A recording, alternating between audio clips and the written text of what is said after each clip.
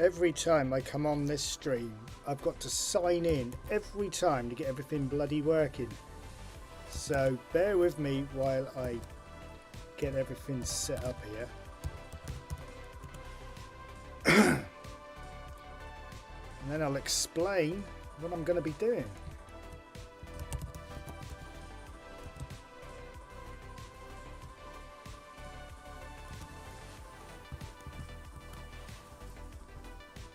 Oh, I can't remember my password.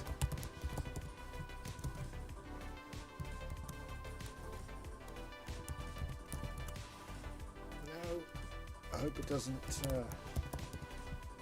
throw me out. Right, I've got the right password. Cool. Now I've got to do the verification to say it's me.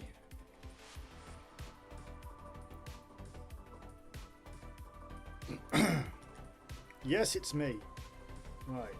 Are we in? Is there anyone actually watching? I doubt it at the moment.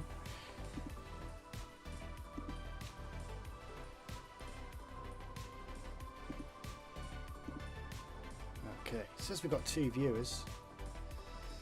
Right. Well, hello. If you can hear me, I hope you can hear me anyway. All the sound seems to be working here. So what am I doing tonight? Well, I'm going to make a 10-liner game. I'm going to challenge myself to see if I can make a 10-liner version of the classic Through the Wall. You know, the bouncing ball kind of game where it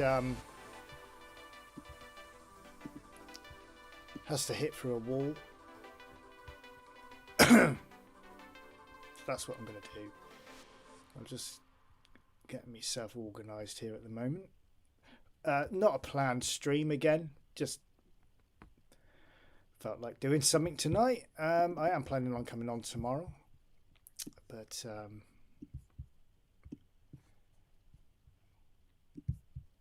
here I am tonight.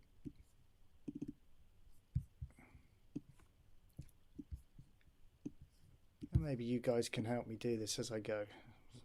Especially if I start making mistakes. Right, okay, I think I've got the stream all set up. So let's get on with it. I'm going to go into 48K mode. I'm using the Retro the Spectrum tonight. I'm still waiting for another cable to turn up to get the Spectrum Plus running. So what I shall do is just let a few more people join. We've only got 2 viewers on at the moment, so I'm going to put some music on, get a drink, come back, and hopefully there might be a few more on. That's the problem when I do these unorganized streams. Nobody knows I'm coming on, so my own fault, I know, but it's like spur of the moment stuff with me all the time. So I'm going to go and get a drink and I'll be straight back.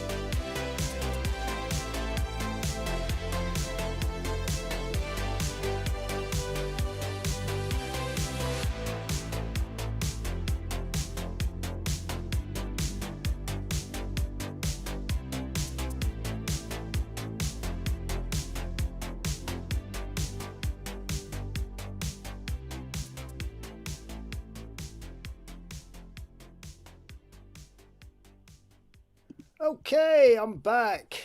The unorganised programmer, live streamer, back in the house, unplanned as always. Spur of the moment, that's the way I like it. Who needs organisation, hey? So what am I doing tonight? I'm doing a Through the Wall. That classic game where you bounce the ball through the wall, smashing the wall up as you go. But I'm going to do my own version of it. I'm going to do a completely different version. Well, it's going to look like it, obviously, because it's got to, hasn't it? Anyway, I'm going to try and do it in 10 lines. 10 lines of code. Can it be done? Well, we're going to find out tonight. So let's start.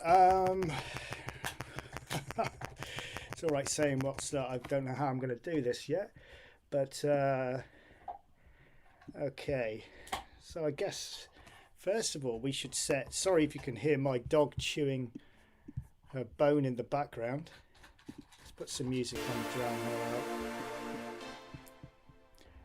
Yeah, they're going to have to be a fair... Well, I don't know. Will they have to be massive lines? So, good evening, Sunbust Studios, by the way. Crunching in the background is my dog chewing on her bone. Probably shouldn't have given it to her. I'm going to start off with a white paper. I know we're on a white paper already, but I'm going to put that just so it makes sure that it defaults to the white. Clear screen. I'm going to chuck some variables in there. Let's have a think. What type of variables are we going to need for this? Lives. So when the ball comes out of the screen at the bottom, let's be generous. 10 lives to begin with. I'm thinking about a score. So when the brick wall is cleared, we need to continue the game and regenerate the wall again. So let's go W for wall equals 0, and then a score. Let the score equal 0.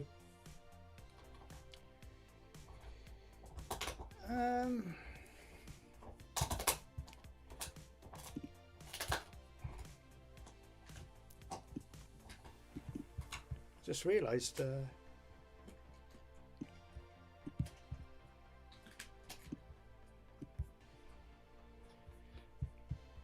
I'll put myself up on the screen just so you can see that there is actually somebody doing this and it's not pre-recorded. There you go, there I am. Good to see you all. So at the moment I'm just chucking some variables into the mix.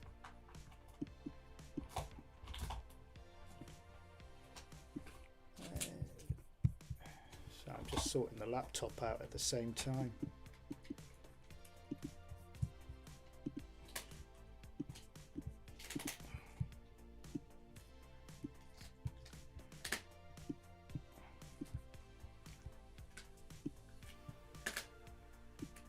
Okay.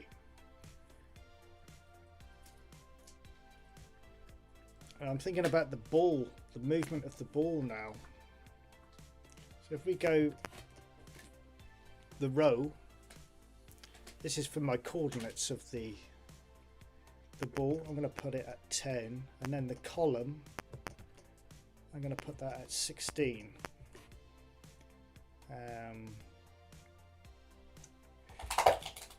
So we're going to have to go let OR equal R, let OC equal C.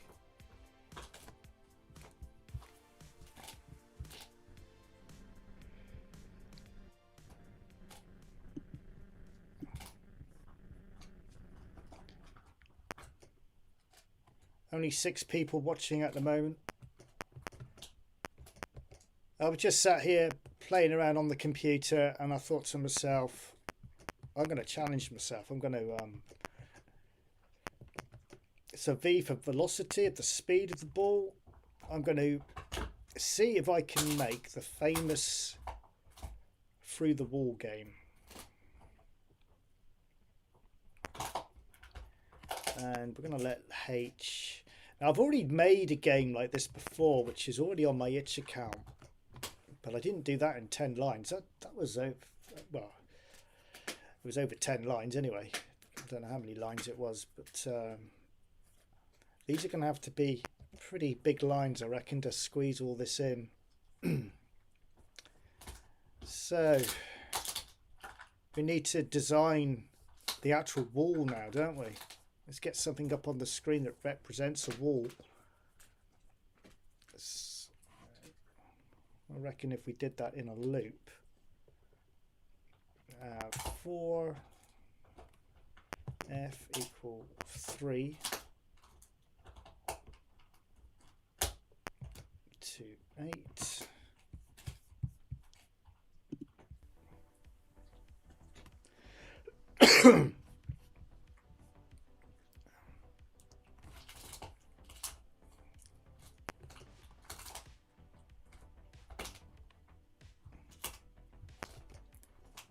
Step 2. So the cogs are moving in the head as I'm writing this, trying to think about how I'm going to do this. Because it is in 10 lines as well, I want it to move pretty quick. So I'm not going to use the whole entire screen. I'm going to condense it into like a little box. Let's go for magenta. In fact, no, we'll go for, yeah, let's go for black. Paper 3.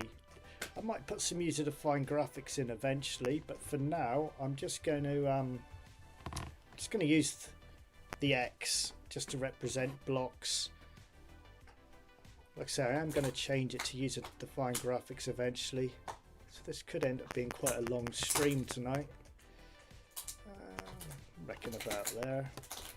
Whoops.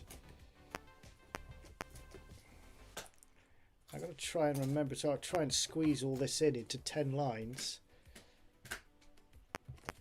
Next, so I'm going to next F.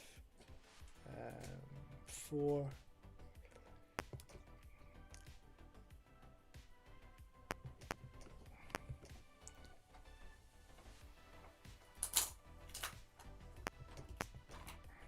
Put some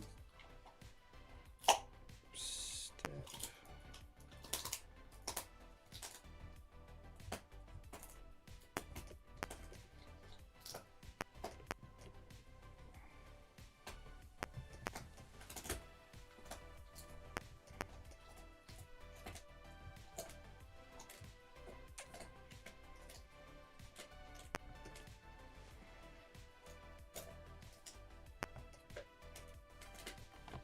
Some bigger ones in this time.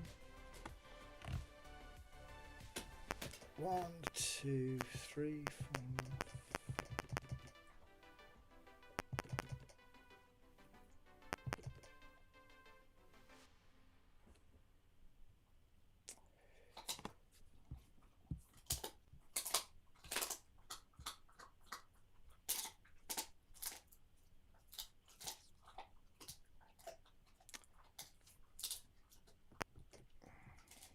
Just see what that looks like before I go any further.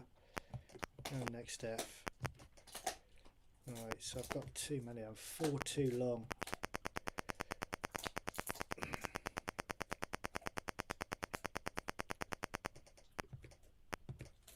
One, 2, 3, 4. Let's turn that telly down so we're not getting any feedback.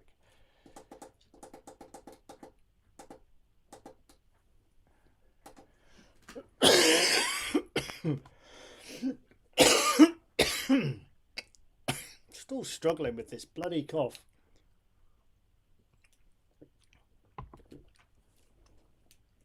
Okay, so that's going to be our wall. That's going to be my playing area. Like I said, I'm making my own version of this. Okay. So that is going to be the start of the screen. So I need to pull that one back down again,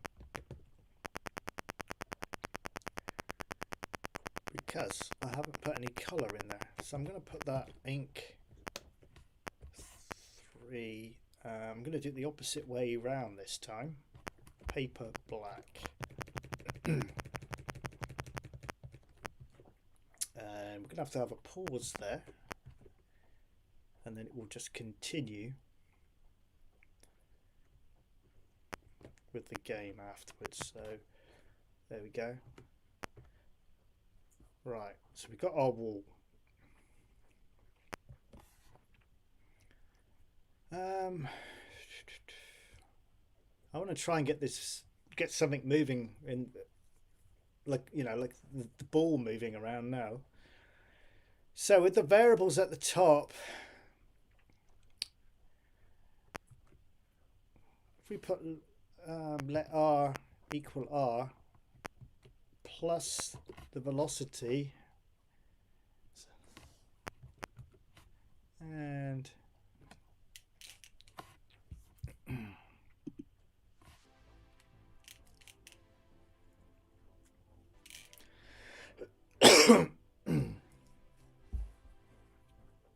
I'm trying to remember how I did this, because like I say, I've made one of these before. I know.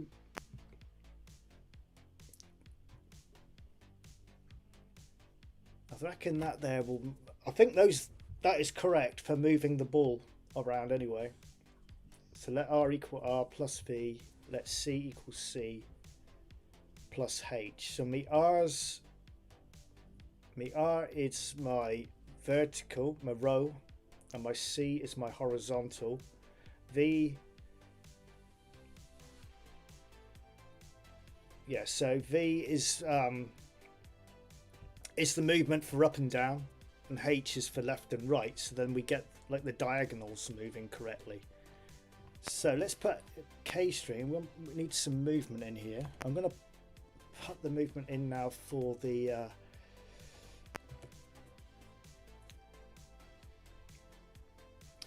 so k strings, yeah, we'll put that there as well.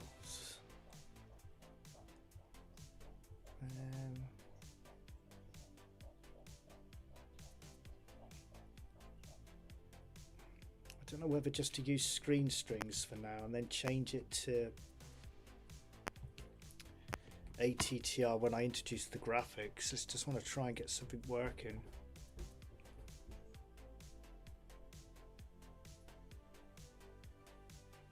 In fact, we'll come back to that, because obviously I need something in there moving around before I can even go to screen strings. Let's put the let x equal x minus k strings equals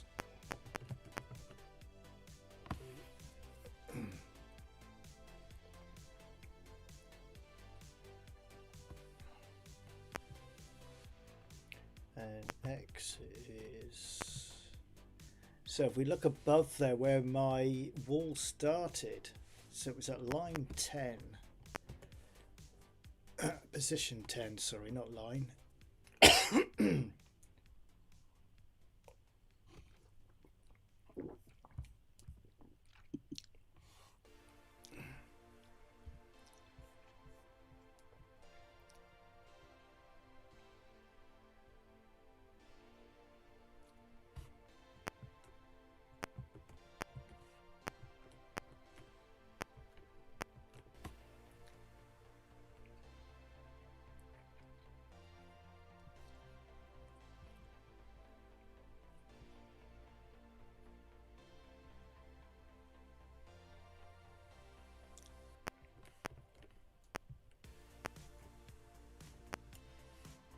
X.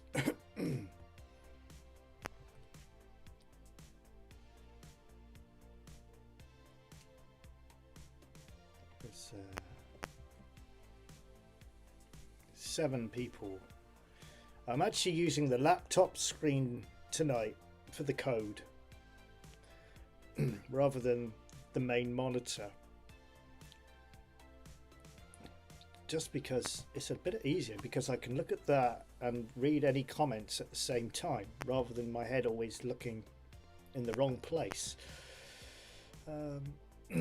So I'm going to go 18. I'm going to position it at line 18 and OX. So let's position our bat. I'm going to make it 3 long. 1, 2, 3.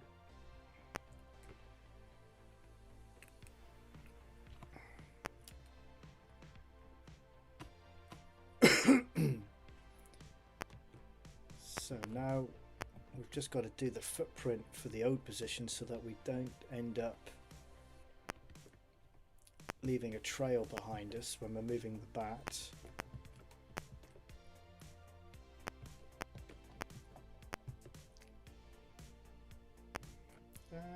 I'm going to put that in ink blue.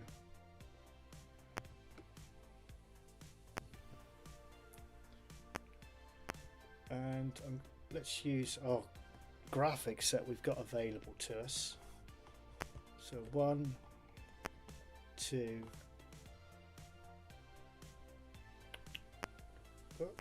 3.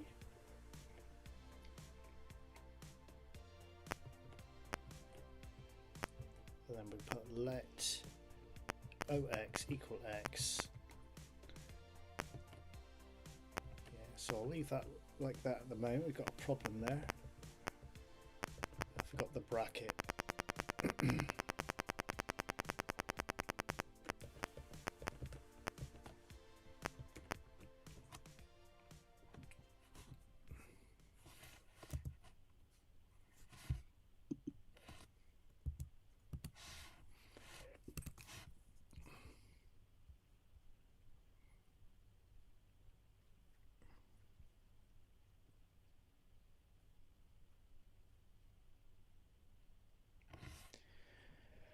Right, I'm just going to chuck in line 10, go to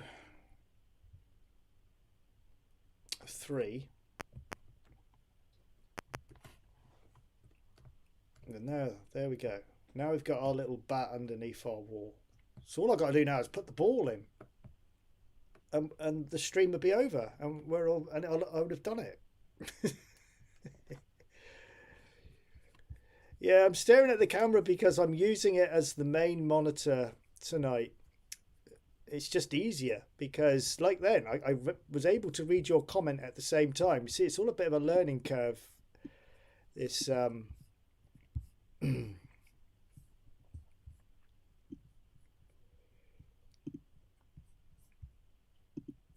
live stream stuff. Still trying to get used to it after all this time. And I worked out probably the best way of me doing my programming live is to actually have it up on the same monitor so it looks like I'm talking directly with you rather than looking over there. It seems to be working well. Anyway, where was I? So yeah, we've got our little bat. Look. All right, the might have overhung slightly. Let's bring that back one. I think we're slightly out of play there. That probably needs to be 19, I reckon. Yeah, that's about right, isn't it? There we go. So that's going to be my playing field. Now my idea of keeping it small is because it's going to make it a little bit more difficult as well, because you're going to have like an invisible boundary where the ball bounces, which will put you off slightly. So you're going to have to use you're going to have to really think about it, you know. Anyway,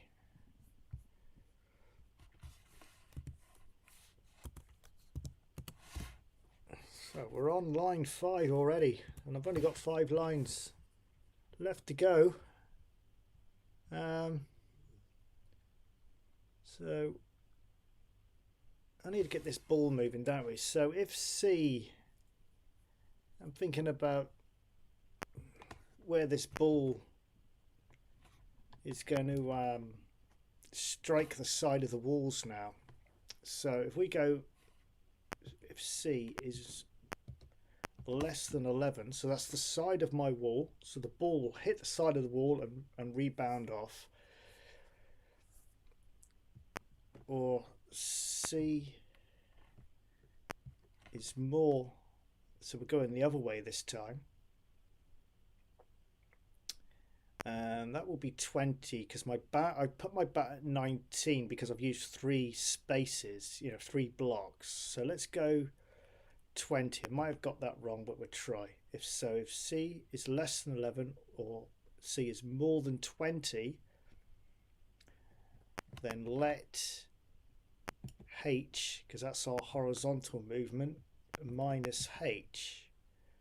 And I'm going to make it do a little beep as it strikes the side of the screen or the wall or whatever, the invisible wall.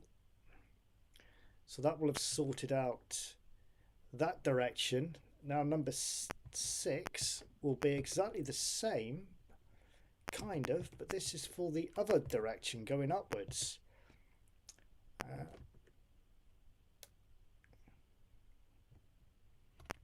Now I only want it to bounce when it hits the top of the screen, because when it hits the bottom it's going to go out of play, and that's when you're going to lose your life and what have you. So that's going to be let V, this is our up movement, minus V, and the beep will be the same. Now number 7, this is when it goes out of play. So if R is more than 21,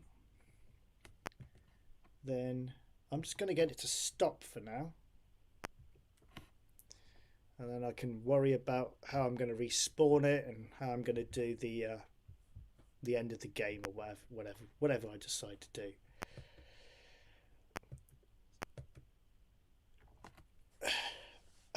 I've only got 2 lines left. Oh boy. Okay.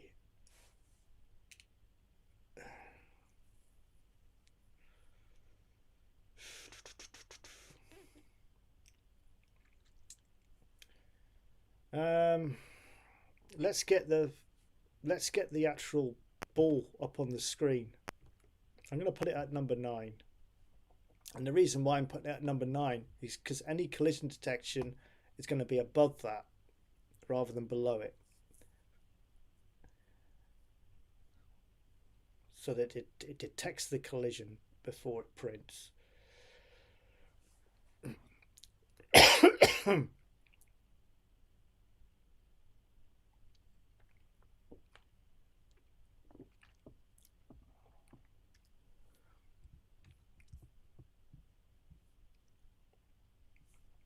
Thanks for the stream. Good night. Oh, Sunburst Studios is gone already. Probably because we're nearly at number 10 and the stream's nearly over.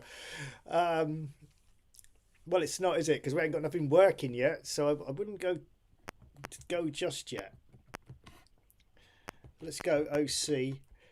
And obviously we're going to have to put a space there so we don't leave a trail behind us. Where's the and on this thing? And where's my glasses?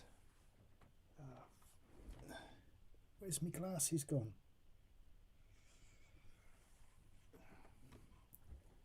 Oh, I've got a feeling I might have.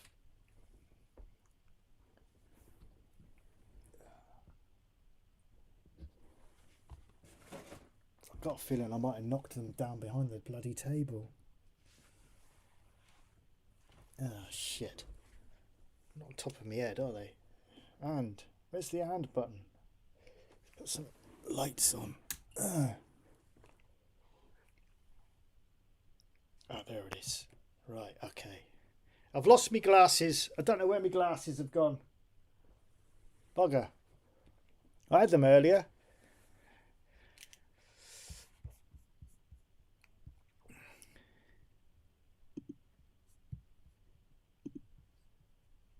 I need some music on as well. Right, okay.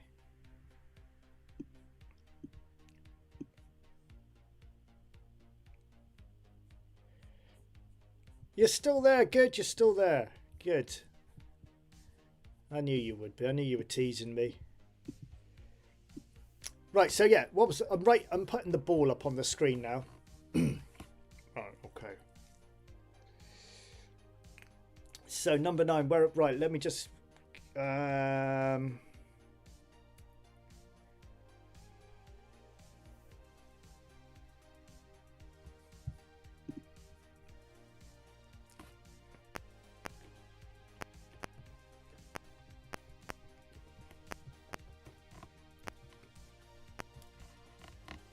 is more and less than R, or OC is more or less than C.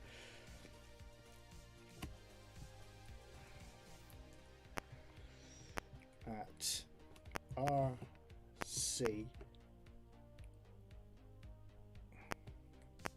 let's have it in ink too. So let's have a red ball. Let's just put an O up for now, just to represent the ball. Like I say, once I get all this working, I'm going to make a lot of alterations, put user-defined graphics in and what have you. That's if it works. Right, so there we go, number 9. We've still got space for number 8 because I've put no collision detection. Let's see what happens. We should have something moving now.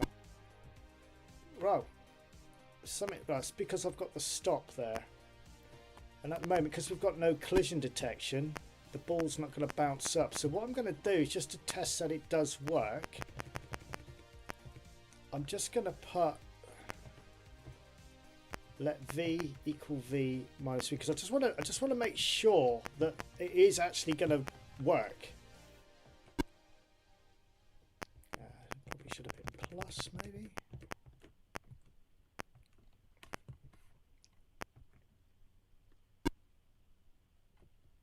Out of screen. Let's try 20.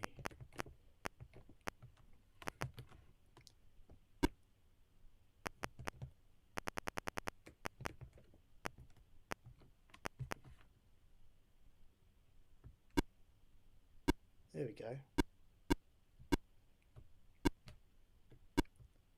Right, so it's working. So we've managed to get the ball moving on the screen there.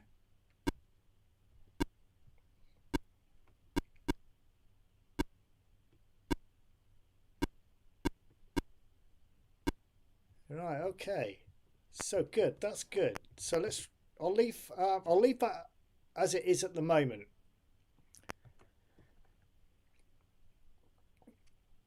Number 8. This is going to be interesting, isn't it? So I'm going to, like I said, I'm going to use screen strings at the moment. In fact, I could use ATTR. I could use ATR because I'm using, this is for the bat below. In fact, no, let's do screen strings because I don't want to get myself all confused here, because at the moment I haven't really got anything.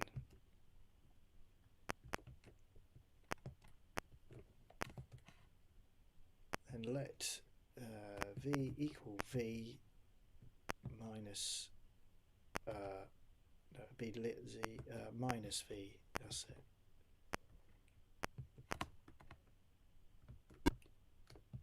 Whoops, oh, that's because I've put that. It should be a space.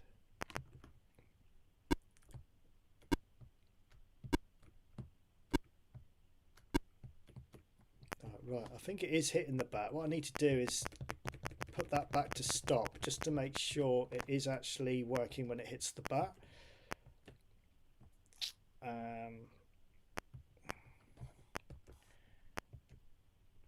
What I'll do also is I'll just make it beep, just so I know it is actually hitting the bat. So we make it make a noise, and at least I know it's making contact with it then. So let's put just a little noise there. Let's see what happens.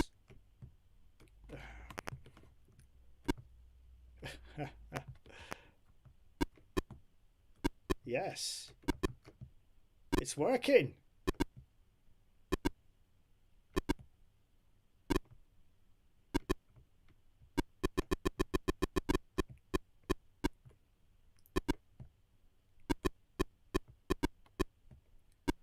Awesome. Now the problem is, because we're moving at like one character at a time, we're getting like this checkered effect. So 10 lines of code, yeah. Oh, I've 10 lines. I'm quite, I'm surprised it worked.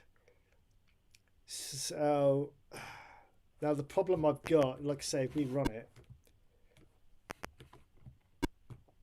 well, let's do a respawn there to stop that happening. So let's go back to line.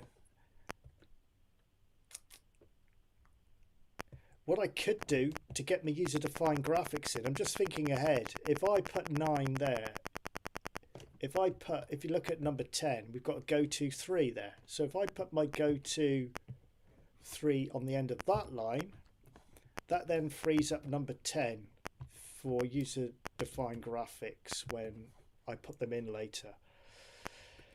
So I've managed to make it in 9 lines of code, if you like. But we have a problem. I have to come back up. I'm just reading the code here.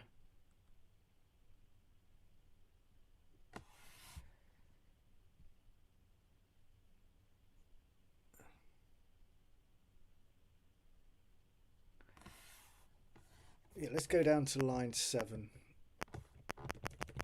So if R is more than 21,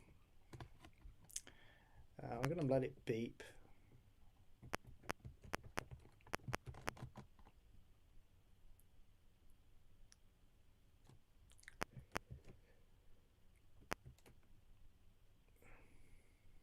Let's pause it.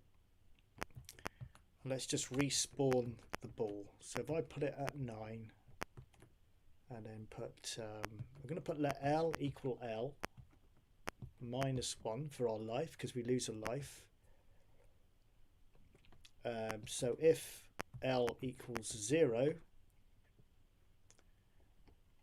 then we'll just put the stop in there now. Yeah. So it should respawn. Yeah.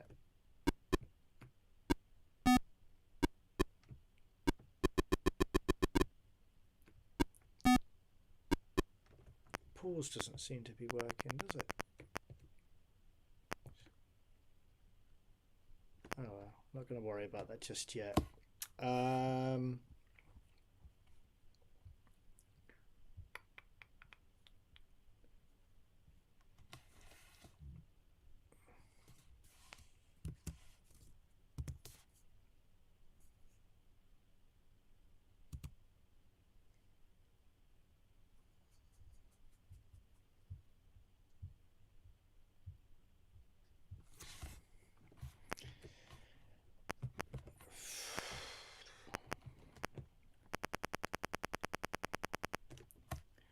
I reckon there, if I was to put my detection in there,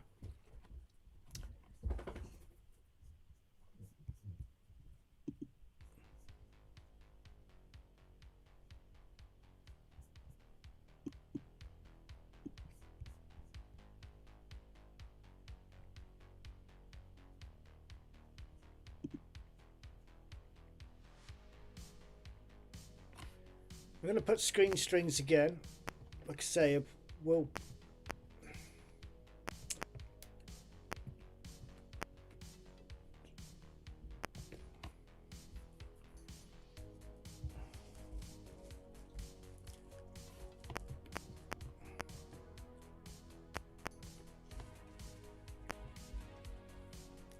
and we've got 2 there, haven't we?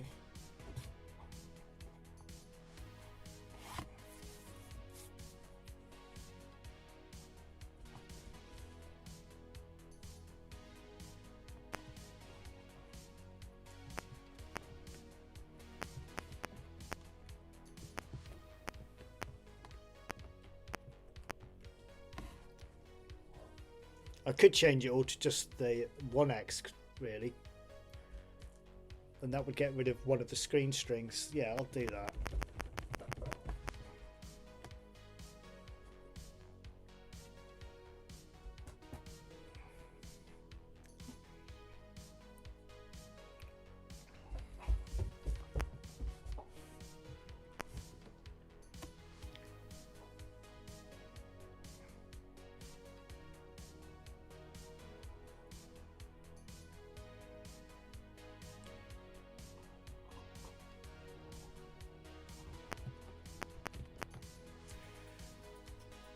make it make a little sound when we hit the block. And I'm going to let it have a score a point as well for hitting the block. And obviously I need to delete the block as well. I know it's already wiping them out at the moment. If I run it at the moment, let's just see what happens. We turn that music down a bit just so I can hear it. Now if I start. Come on, hit the ball. There we go.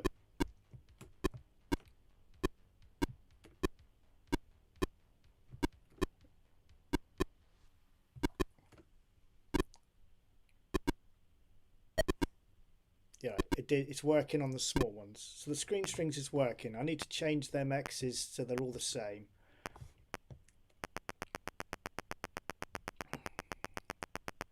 Okay, I'm trying to squeeze this in 10 lines of code, so hence only using the one string at the moment. But if I decide later on I'm going to have graphics in there then with different colors, then obviously we may have to look at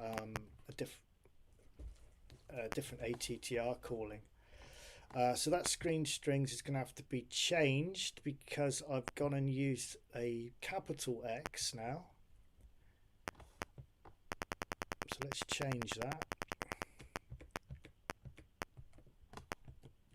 Now we should hear it beep as it hits the wall.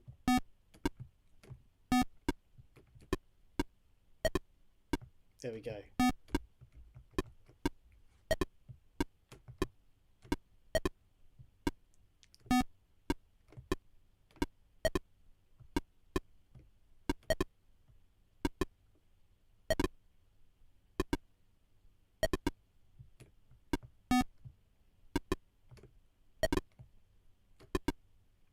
Cool.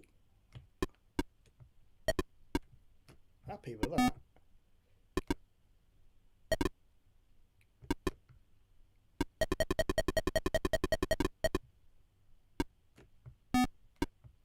But as you see, it's leaving an uneven checker. Now the way to get around it is because we're moving in blocks, in character blocks. If it was in pixel movement, it wouldn't be a problem. But because this is the problem I remember having when I did the first time I made this game. When did I make it? Last year I did a version of this, and I did do just a checkered box. I didn't do it in this format, but I wanted to try tonight to do it the proper way. So I'm going to wipe out 3 spaces because rather than, yeah, I'm going to wipe out 3 spaces and that way it will clear it.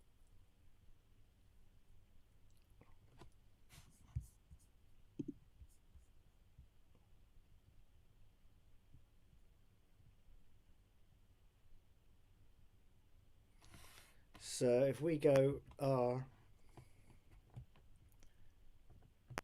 C, and if I go -1, so it goes a step back past the graphic, well, not the graphic, in this case it's the O, but it will be a graphic. 1, 2, 3. That should now clear the wall correctly. Now if I was doing this in more than 10 lines I could put more code in and tidy up a little bit better than this, but there you go.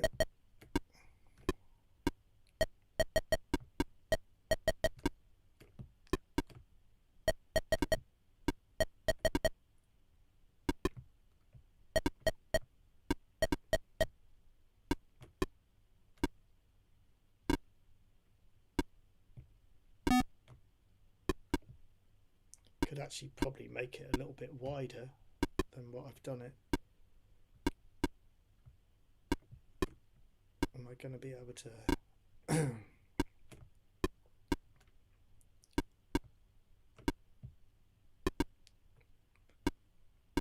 Just want to make sure you can actually complete the game.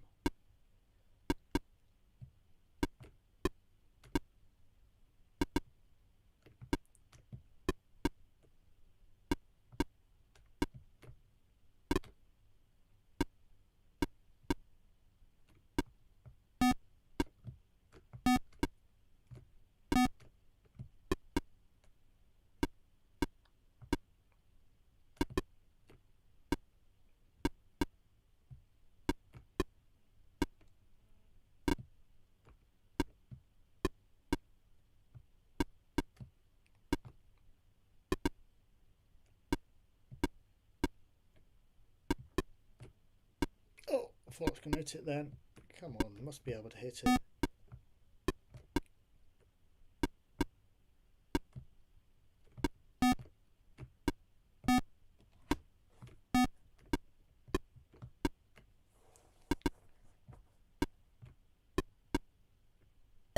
There we go, got it.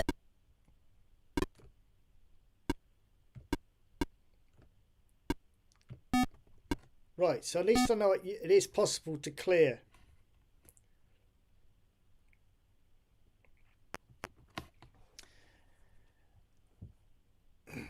So you've got to have a big space to clear it, because otherwise you're not going to be able to clear the board.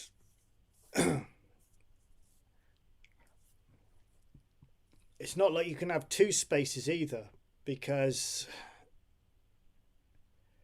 no, it still won't. Yeah, you're better off having the three, I think. That works. I think that works quite well. And once you make the blocks, I mean, what I might do now is throw some user-defined graphics in there just to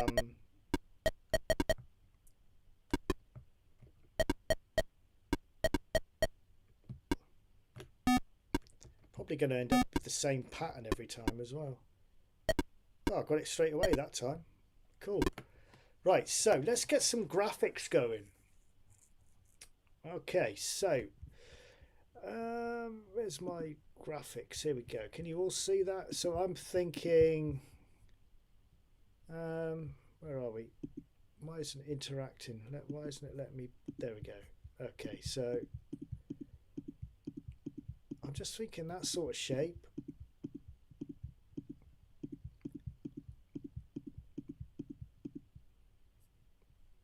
And then we can flip it round for the other side of it, yeah? So I'm just going to write these numbers down. In fact, I don't think if I go back to the basic code, will it remain on the screen? Yes, it will. Cool. So rather than lose you, I can put that code there.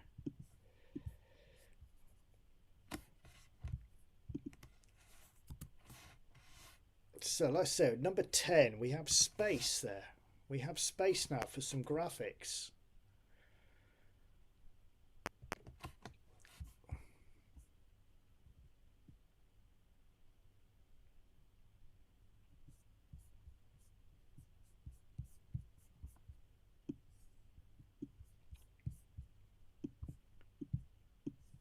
Just trying to organise my laptop screen here so I can read the chat room.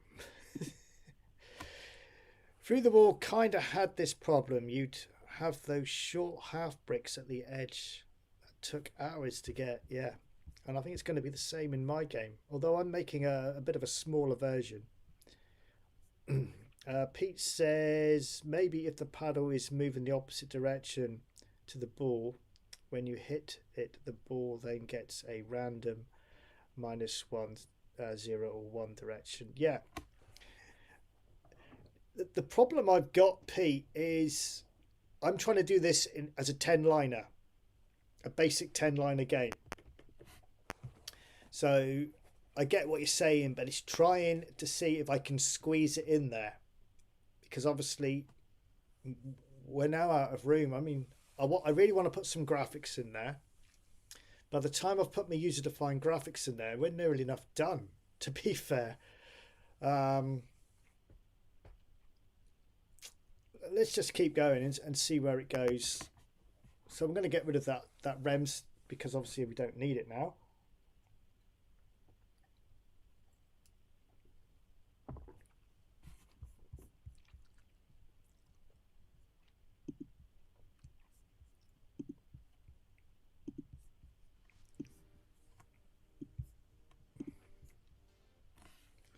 Okay, so 10.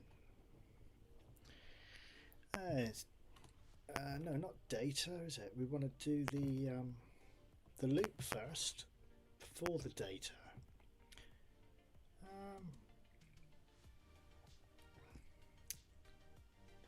I'm looking for 2. Where's the 2 button? It's on the F. Right, okay, so trying to think. I've got a ball, I've got two sides, and I've got a middle, which works out at 32, so that would be 31.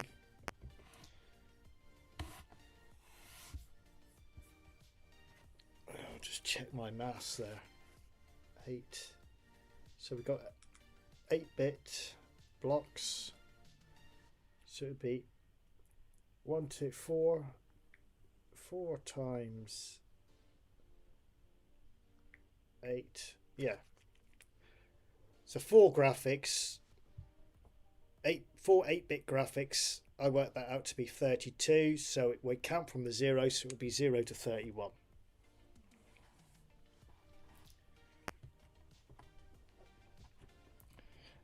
And read data. I always do my graphics in exactly the same format as you're seeing now, just because it works for me and it's easy. I just do it like this. Always have done. We don't want to put the next loop. We don't want to close that loop yet because I haven't put the poke in. Use A plus G plus the data, and then we can close the loop. Next G, and we'll put a return there, and I'm going to put it all in one line. So our first graphic was 2, 5, 5, 1, 1, 2, 8, 1, 2, 8, 1, 2, 8, 1, 2, 3, 4, 5, 6, 7, 8. 1, 2, 3, 4, 5, 6, 7, 8. I think I've got too many there, haven't I? Yeah, I had too many. That's right. So the next graphic, where are we? Let's bring the graphics back up. So let's spin that round.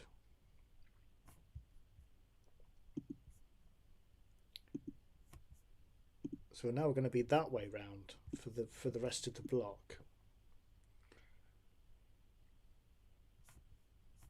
Yeah. Okay. Let's get the basic code back up and I'll punch that in. So it's 2, 5, 5. 1, 2, 3, 4, 5, 6. And it will be like that. And now I want the straight bit of the wall. So let's get the graphics back up again. I'm hoping when I put the graphics in, it's going to look a lot better than just the X's. So you can see why I did the blocks to remove.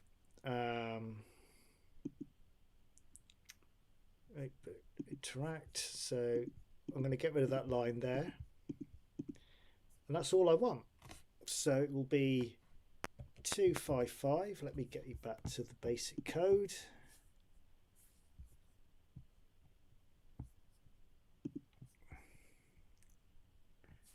And we'll be looking at 1, 2, 3, 4, 5, 6, 7, and we finish with another 255. Yeah.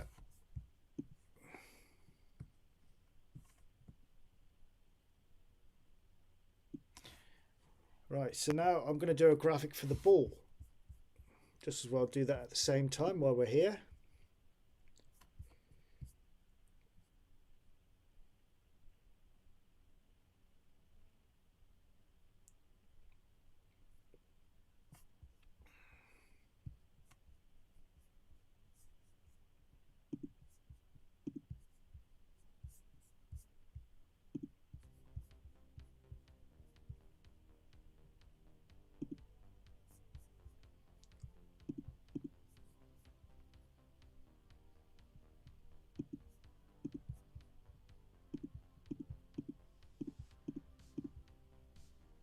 let's clear that. Let's start again. So 1, 2, 3, 4, 5, 6.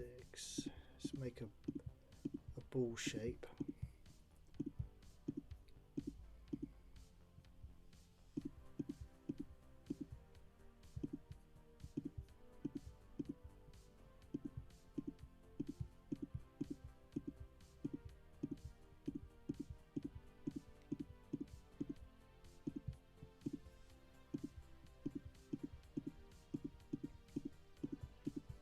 It's more like a diamond.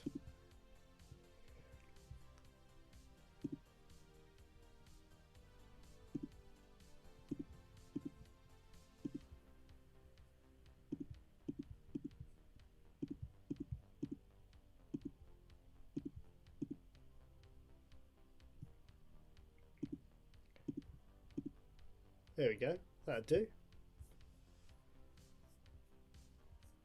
Here's me ball.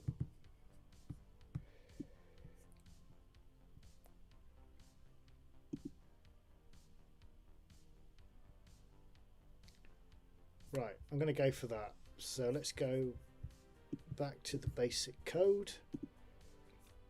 And I shall punch those numbers in for the ball. So it'll be 60, 126, 223, 191, 255, 223, 126, and we'll end it with a 60. Now if I just run number 10, let's make sure, yeah, that's fine. Now we've got a return there, so we need to go back up to number 1. If I put a go sub 10, there we go, so it won't crash now. So now let's put the graphics in, and now obviously I'm going to have to change everything as well now to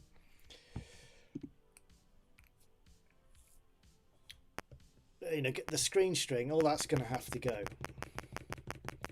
So now we've got my X's. Now if we look, it finishes at the 1, so I mustn't go past the number 1 there on the 10. So let's go graphic A, C, B, A, C, B. Oh, that's not, I want to keep it 3 long. Hang on, that's wrong, isn't it? So start again, sorry. A, come on. A, C, B, A. No, I don't want it like that. That's it. That's what I'm after.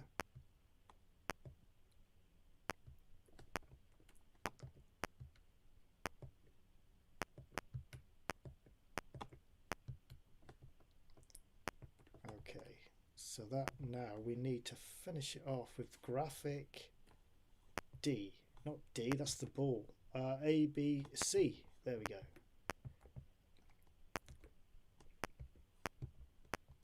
Oh, come on.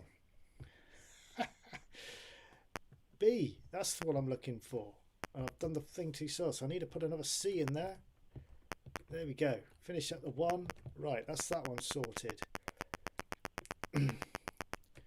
Now this here, I'm going to stagger it slightly to make it look like a wall. So again, it finishes at the 1. So if I go C, B, 1, 2, 3, B, 1, 2, 3, B, 1, 2, 3, B. There we go. I think that might be too long. I don't know. Oh no, it might be alright. Let's have a look. Yeah, 1 block too long.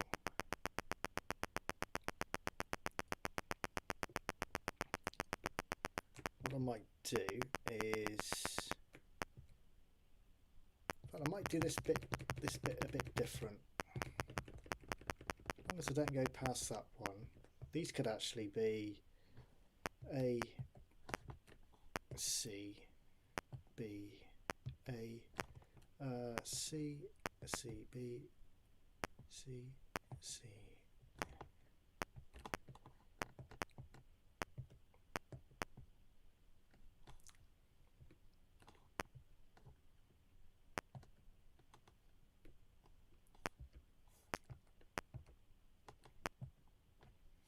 building the wall.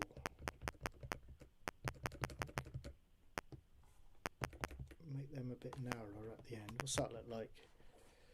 There we go. That's all right, isn't it? That'll do. So we've now got a bit of a brick wall going on.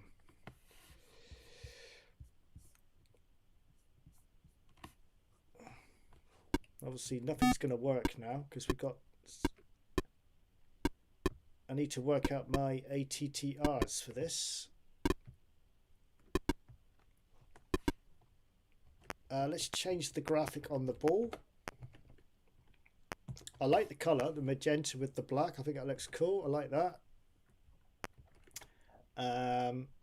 List 4. I'm going to change the bat slightly as well. In fact, I'm not keen on this O and P, so I'm going to have Z to go left, and I'm going to change this. I'm going to put that to M.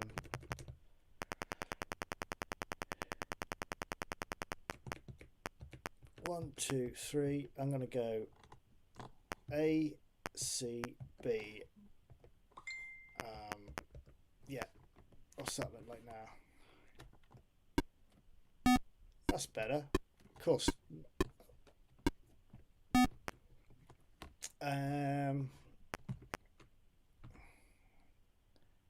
Where's our ball? Number 9. List 9. Let's pull that down. I'm going to change that ball graphic now. Graphic D. Yes, I like that. That's nice.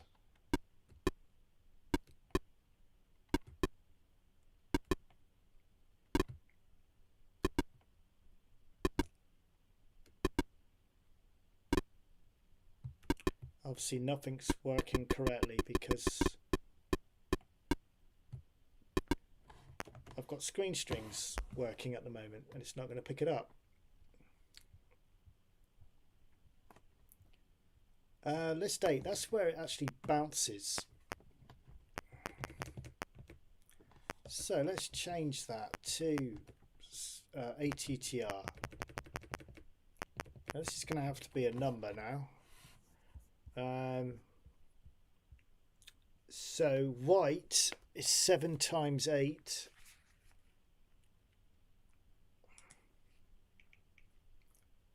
We've got white paper and we times it by 8.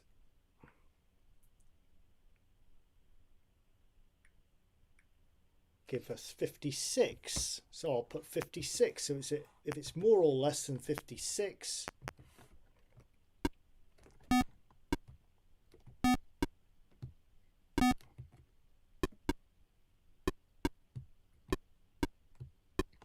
okay, let's sort that out. So we've changed that to screen string. Now our collision detection, so it wipes them out properly. Now one of these is going to be 3 because we're on black paper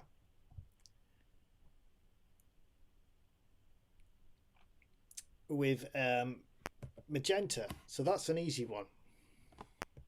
But I'm going to have to put 2 in here now because I'm using 2 different colours. So, or ATTR RC equals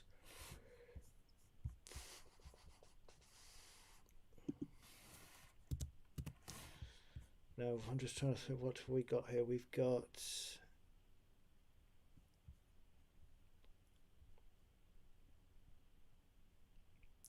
got black ink on magenta.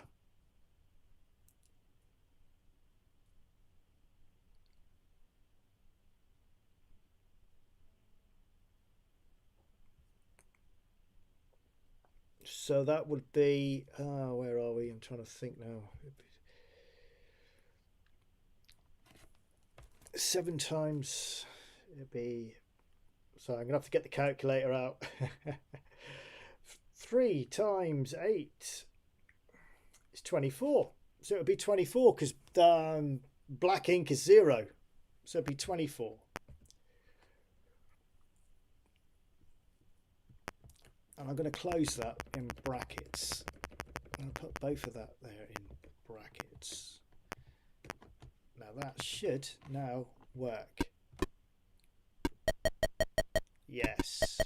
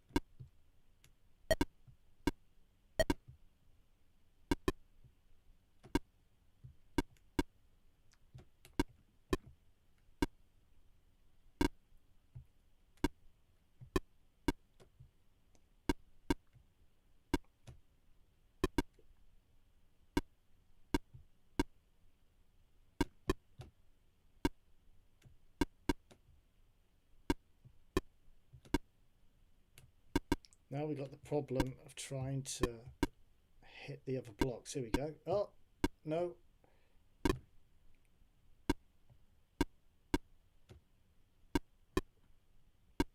Oh, come on.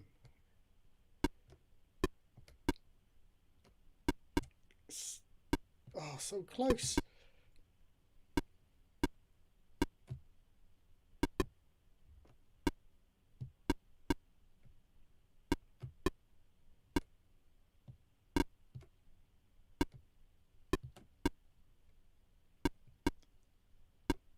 Oh.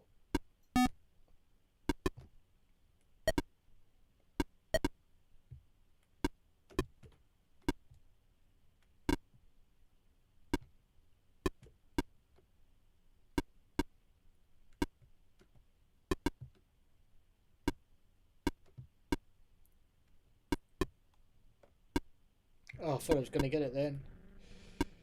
No.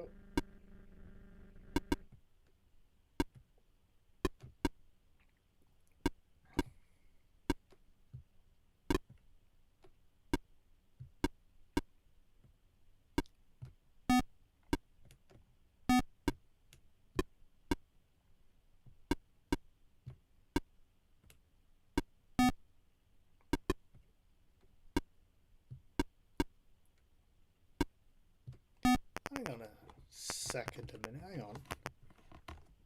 Are my coordinates right for the ball?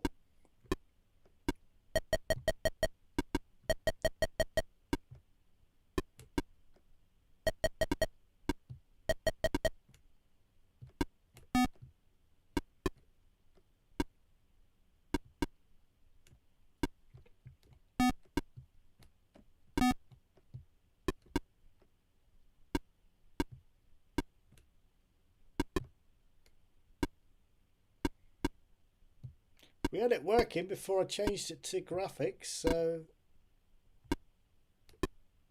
Okay.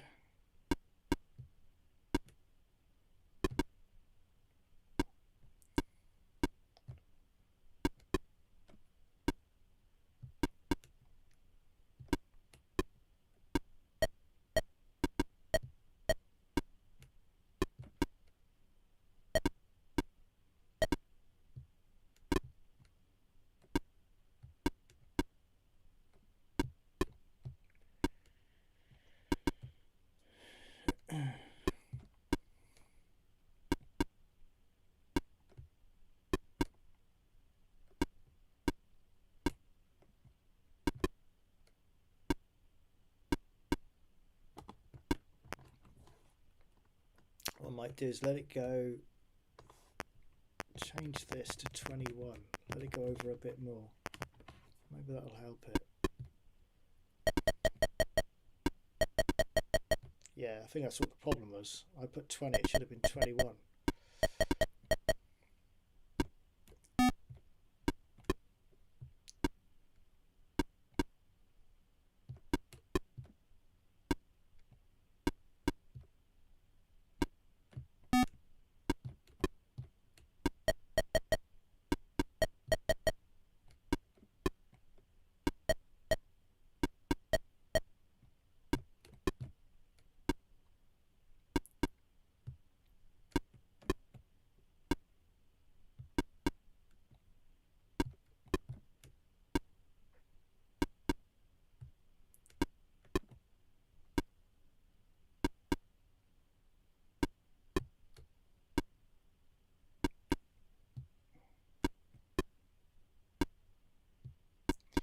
we seem to be following the same pattern every time.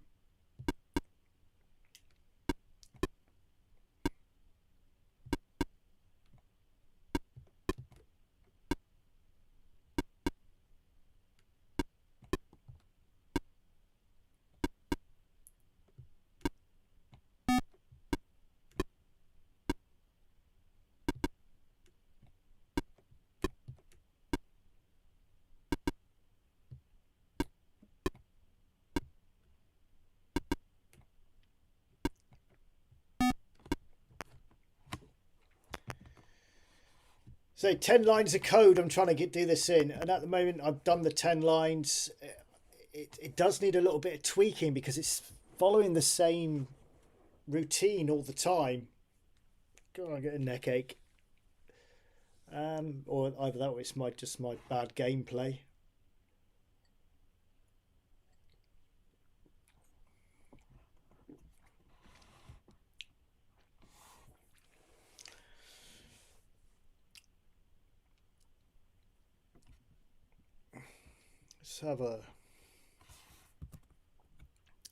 Let's finish putting everything in place, the stuff that's missing.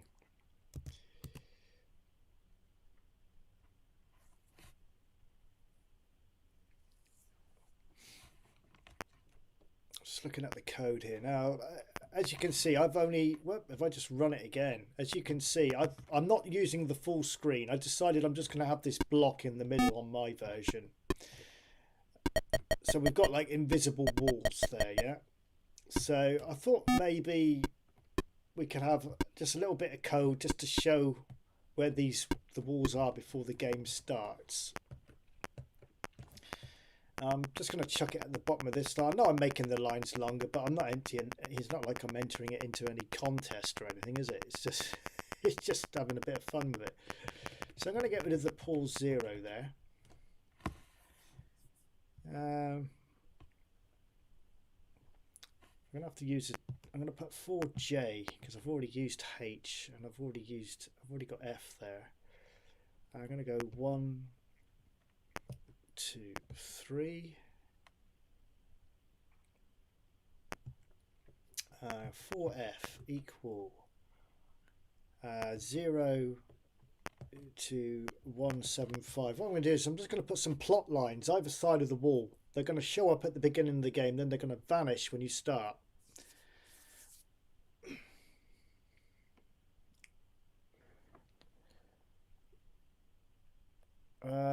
Step. That's what I'm not going to. So I'm not going to have a full line because obviously I'll have to draw it and it'll be slow. So I'm just going to put step 3.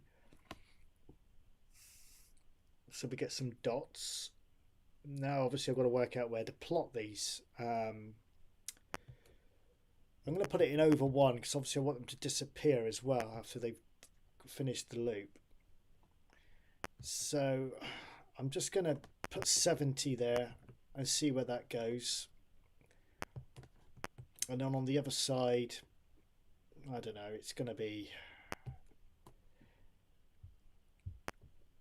let's put 100, and it's going to be about 170, I guess. And if I put next F there, we'll have a little beep as it's doing its thing. And then I'm going to put next J. And obviously I better finish it off with an over 0. And then a pause 0. So there we go. One massive line, but it's what I want. So there we go. Yeah, they need to be moved over. I need to extend the loop as well. So it just gives you an idea of where the walls are before the game starts. Like invisible walls. Walls, can't say the word. So let's extend that 3 to 4 because it needs to go 1 more to get rid of it. I don't know, what do you reckon? It needs to move over.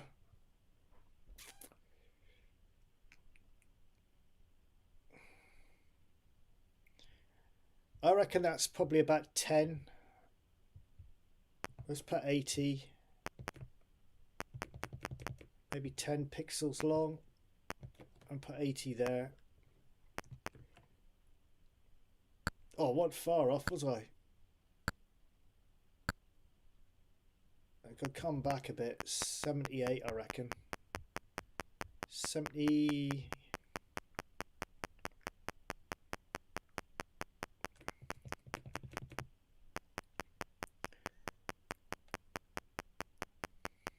I think my central heating boiler may have tripped. I'm starting to get cold.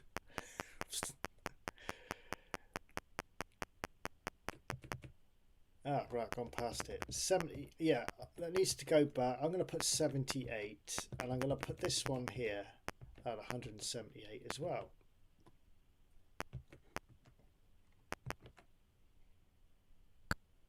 Oh, there we go. We got that one right. I got that end one wrong.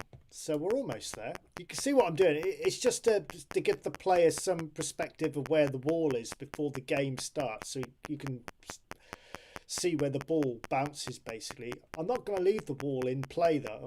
Those dotted lines in play. I'm going to get rid of them just for difficulty, you know. So just to throw you off guard because you don't realise it's going to hit the invisible wall that's there. Say I'm making this up as my own version.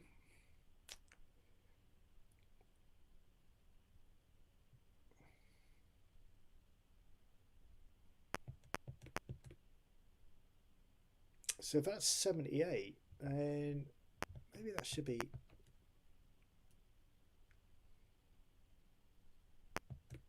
Did I already do 83? I can't remember. Oh, close. 2 pixels over.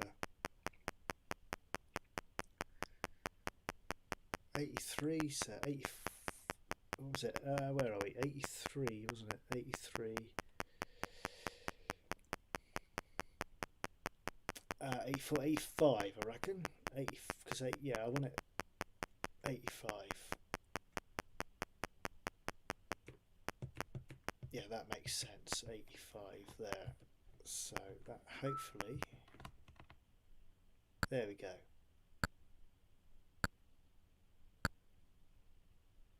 Cool.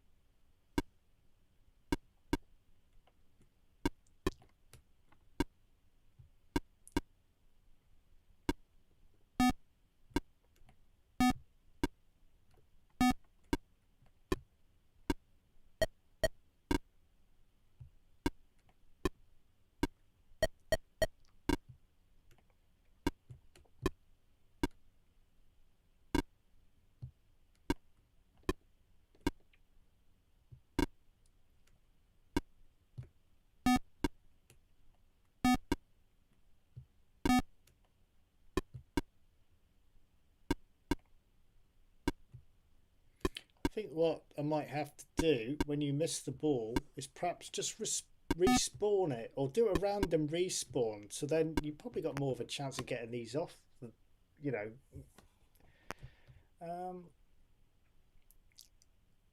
So where's the 21? Where there? So maybe if I put, let's see, equal int. Let's see if that helps it. I think someone mentioned it in the chat room as well, actually. So if I put 9.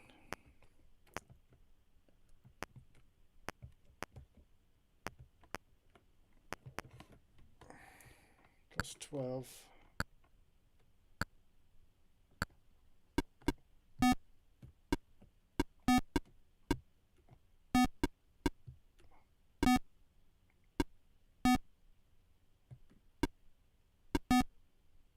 What's going on there? Something's not right.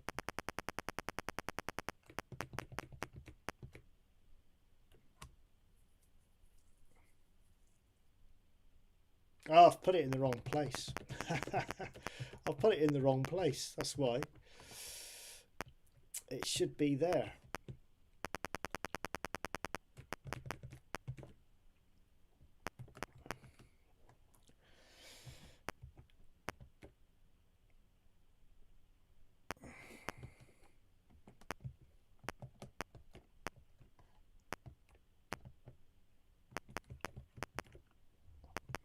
There, let's see what happens now.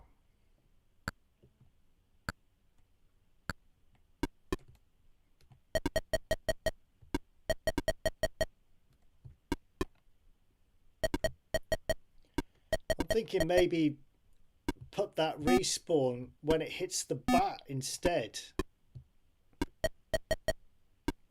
So let's just let it go out of play, see if it...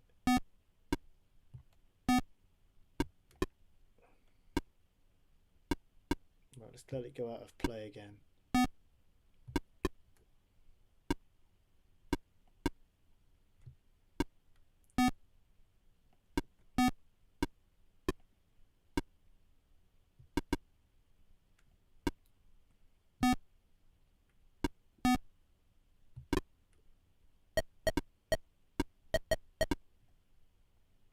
So that's worked. Oh, what happened? Oh, yeah.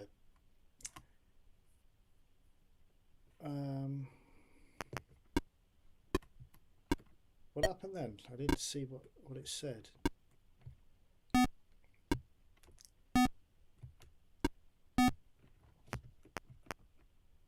That's because it reached 0 on the lives. So how can I put that? If it hits the bat, maybe we change. No, we can't do that, can we? We can't change it as it hits the bat.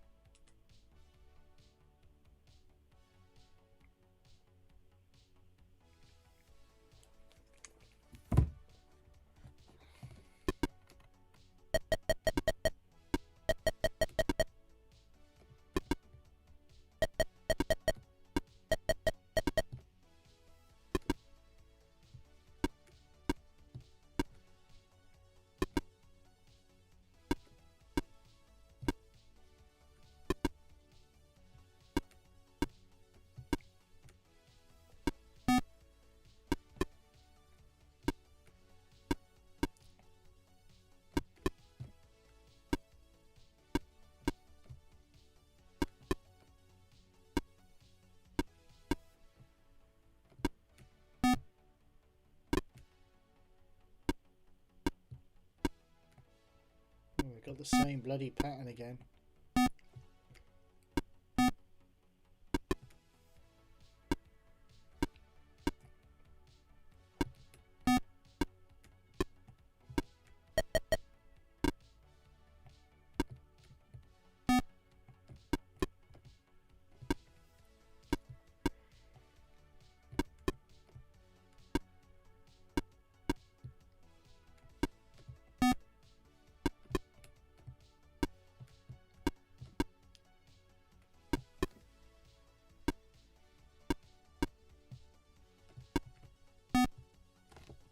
Okay.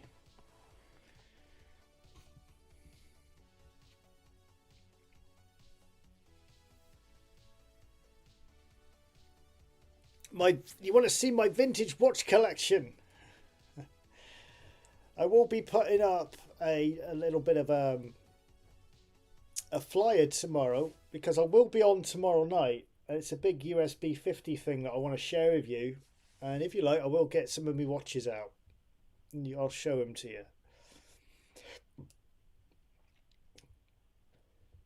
Um, so yeah, during the day, I'm going to look out for the flyer. I call it a flyer, an advertisement, if you like, for tomorrow's stream.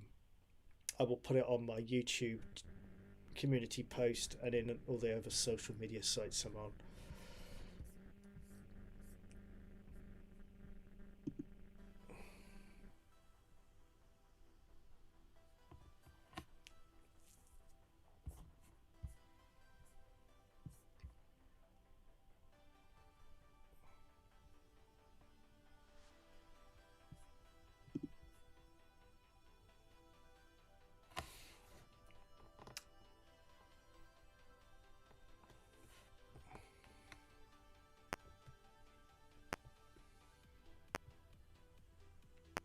I wonder whether it would help if I shrunk the wall slightly.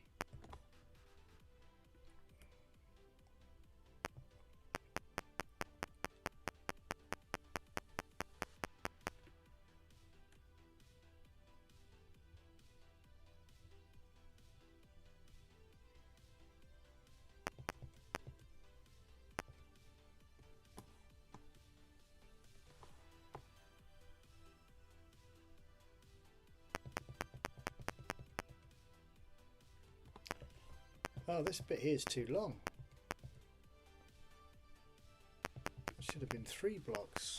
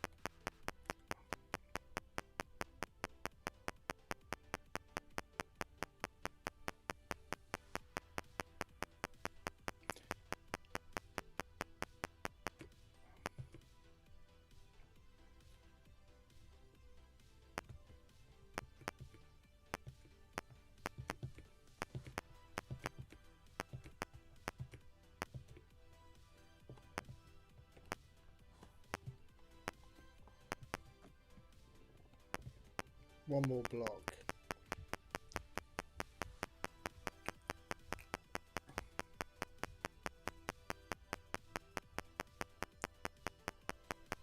Just tart it up a bit because I'm not. Hey.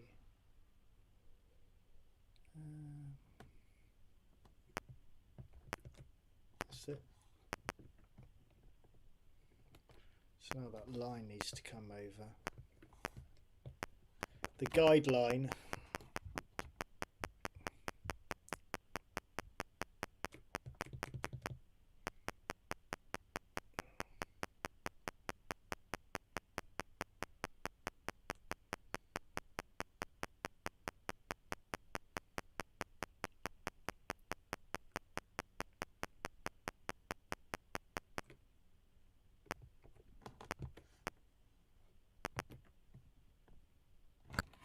Too far.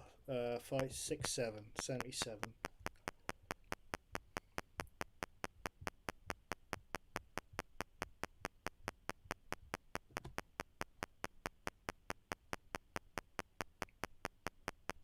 And that should be the last time I should need to come to this line then, because the longer they get, the longer it takes to get to where you want to be.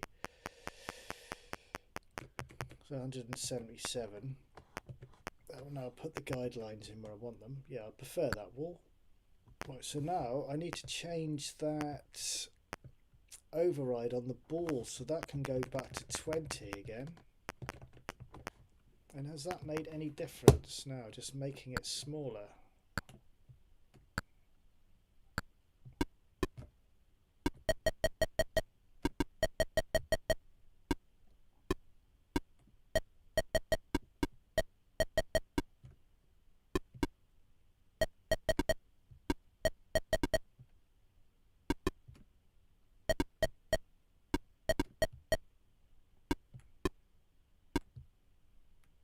think it's helped.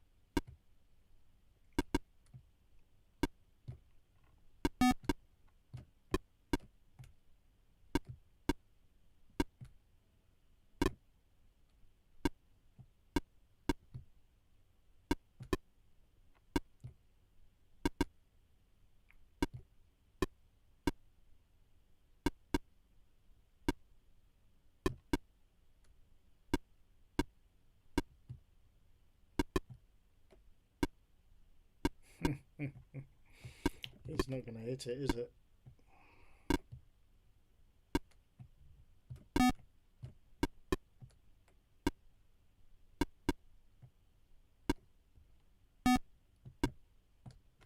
Right, let's see what we can do about that. Let's have a look at the code again. So I'm not going to do any more to line 2. That's it was line 2, wasn't it? This list.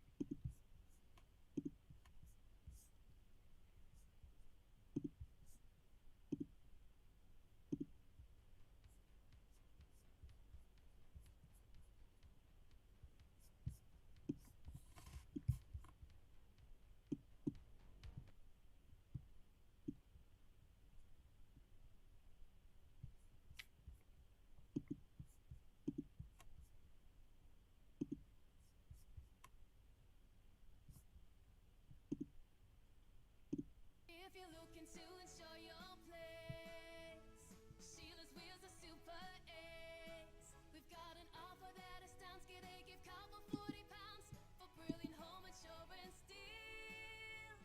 Go direct to Sheila's Wheels. £40 e-gift card applies for new Home Essentials policies purchased direct between the 5th of March and the 28th of April 2026. See terms and conditions at sheilaswheels.com.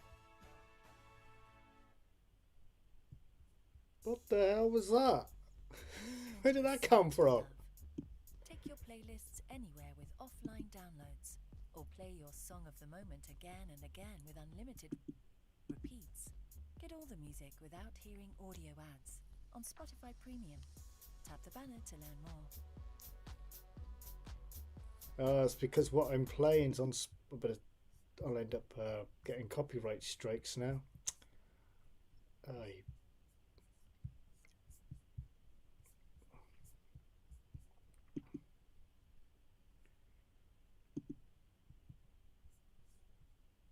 I'll probably end up getting copyright strike now because I pushed the wrong button. Ended up on Spotify, whatever it's called. Spotify, I don't know.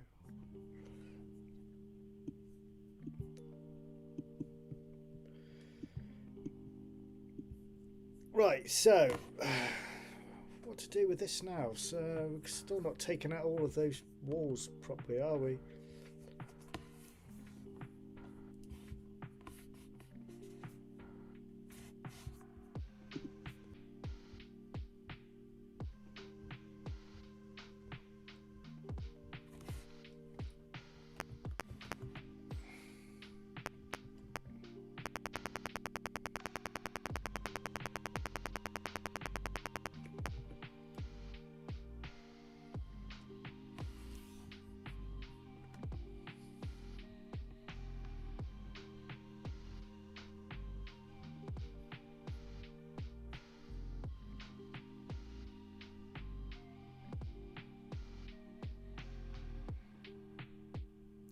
I'm going to do some sort of game over here.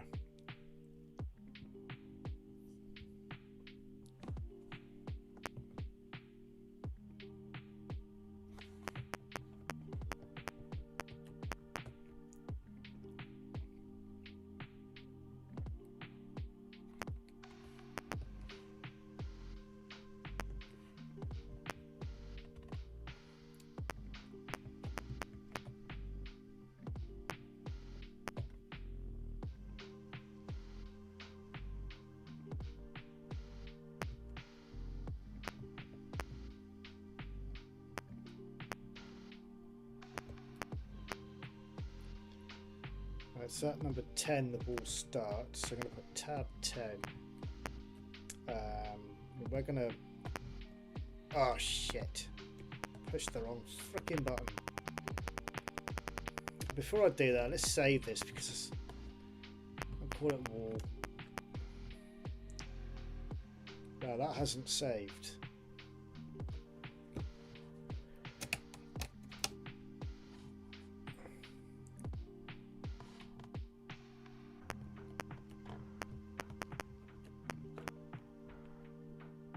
Oh shit, the USB stick's not working. This retro spectrum is, I hope I don't lose this. I'm gonna save it in here just in case, because I've had this happen before where the thing crashes on you. Lock. Be close. It's not picking up the USB stick. This is what fried my green one. The other one where I lost everything. There we go, it's done it. Thank God for that. So I'm going to save it. Oh, that's better. Whew. That'd been great. It's the first save I've done, so I'd have lost everything. Anyway, right, line 7 before I pushed the wrong button and wiped it all out. What was it again? I was doing a bit of a game over thing when I thought then 4F equal 0 to 50, and I'm going to go beep. I can't remember what the exact beep I did put in there, but 0.1 minus F, something like that, wasn't it? Next F. I'm going to put print, and I'm going to put it into the border. So we're going to go #1, and I'm going to put tab. Keep it in line with the wall. I'm going to go 10, and I'm going to put the word demolish. Demol. How do you spell demolish? D-I-S-H-E-D.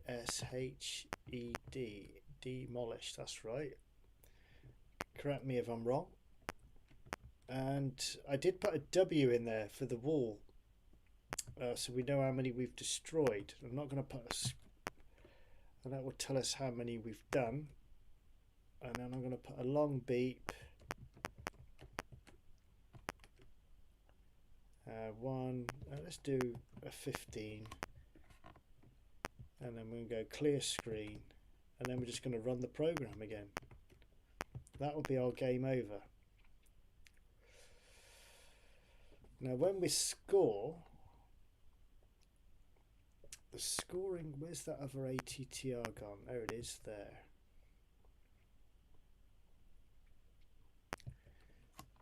So I may have to add that no, I won't have to put the W in there, will I?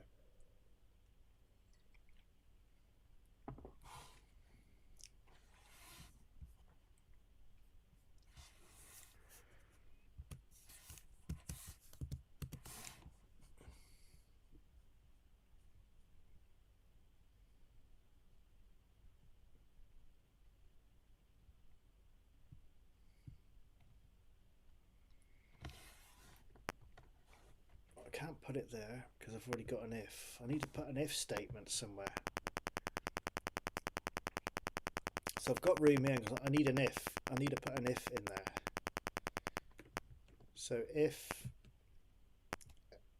S for the how many blocks you've hit, and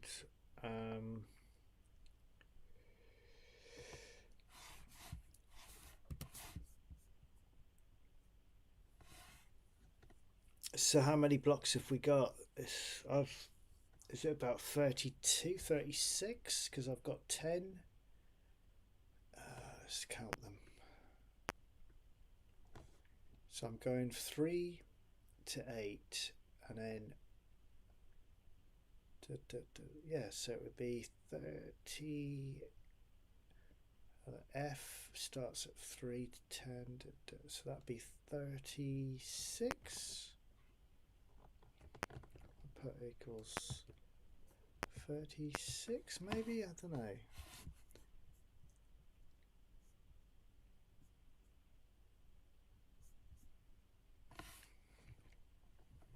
Could be 32 actually, but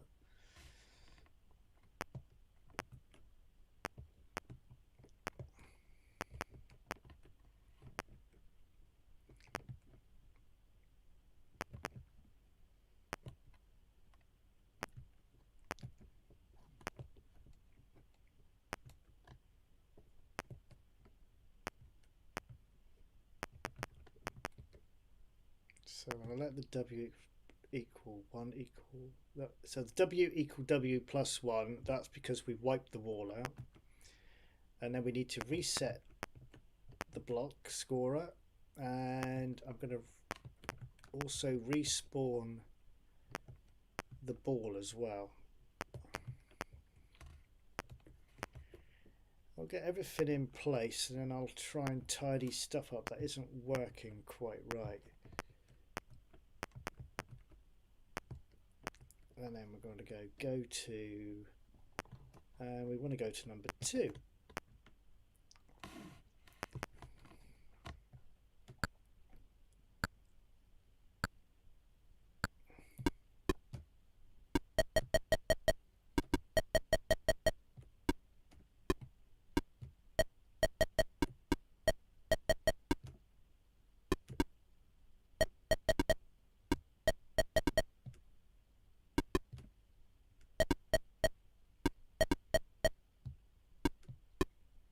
These last two, which I don't seem to be able to get.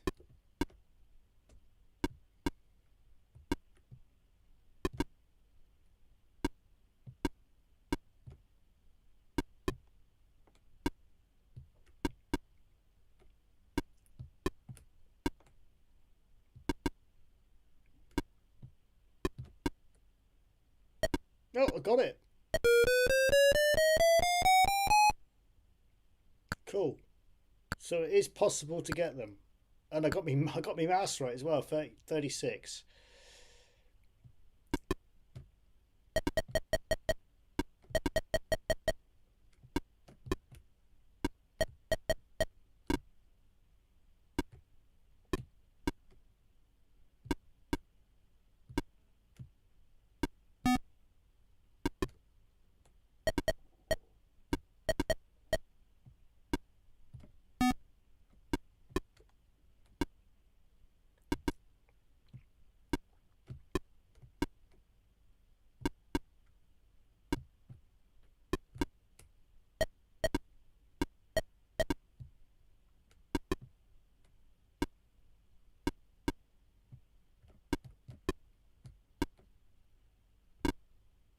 So close.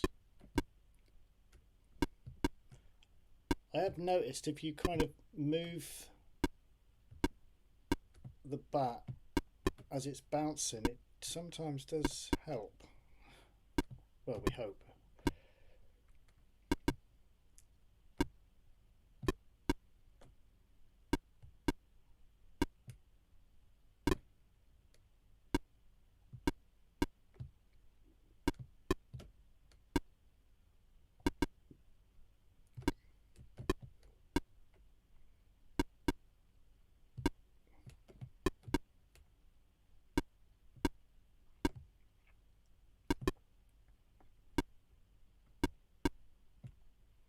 I think I'm going to need more than 10 lines of code to sort this problem out.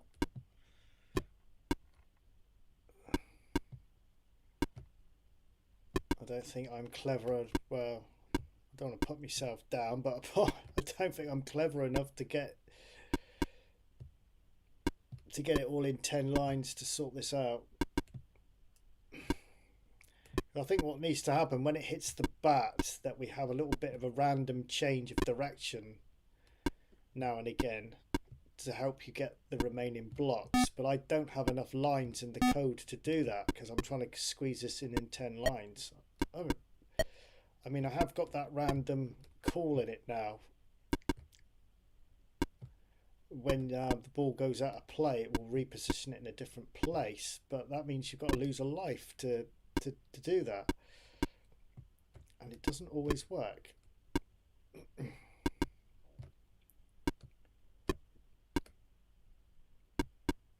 Bloody frustrating. Yes. Oh, and the counter hasn't worked. Print S 30, so it's only counted 30 blocks. You bastard. That's another problem. It's not counting them properly on the score. It's probably wiping out. I don't know how to get around that problem either.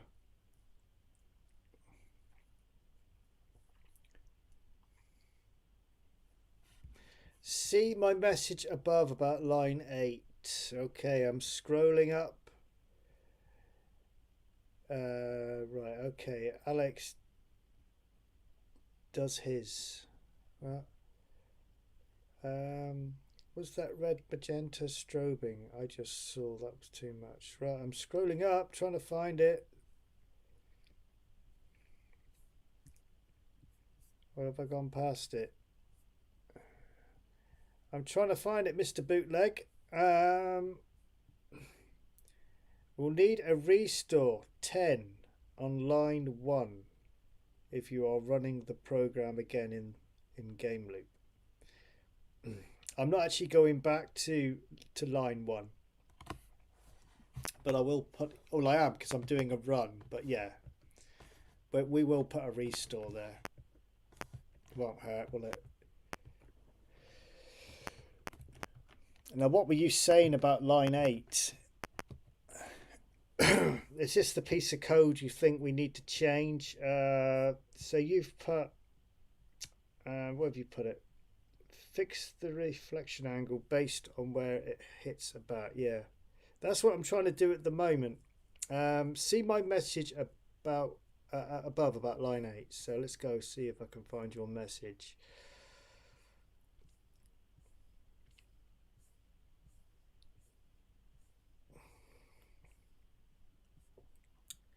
Try at end of line 8 adding if R equals 18, then let C equals C plus da da da to add a random. Right, okay.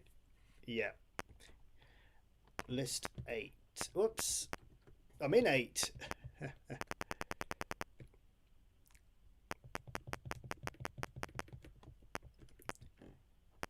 So if C, oh sorry, if R equals 18. So yeah, when it reaches, good shout, when it equals line 18, then we just do a random swap of direction, yeah? Then let C equals C plus int random times 3 minus 1. Okay, let's see what happens. It's either going to go correct or it's going to go terribly wrong. Let's see. Come on, hurry up.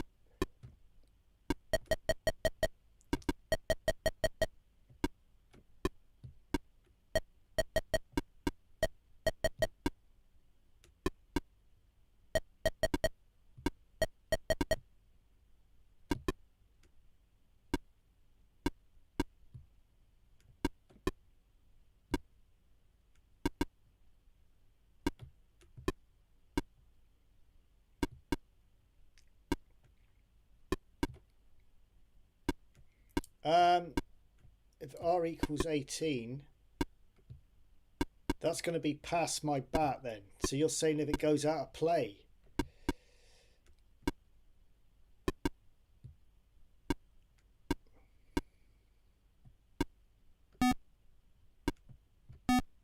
What's my, oh sorry, no, what's my bat? My bat is at position,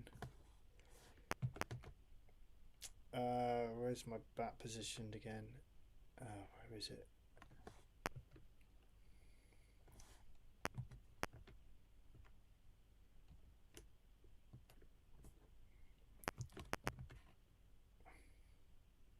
Oh no, yeah, it is at 18. Didn't.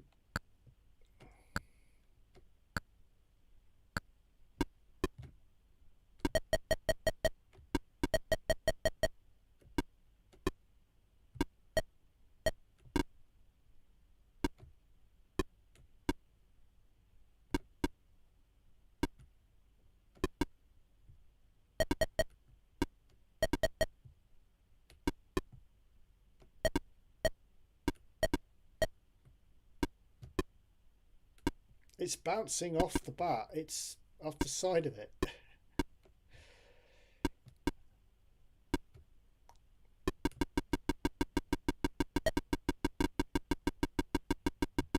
Oh.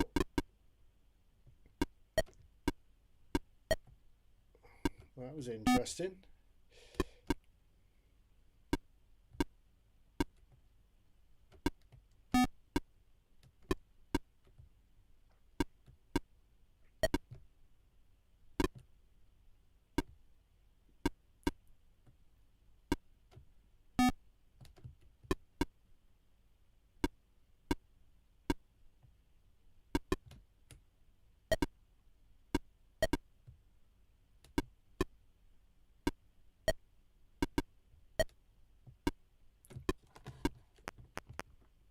$32.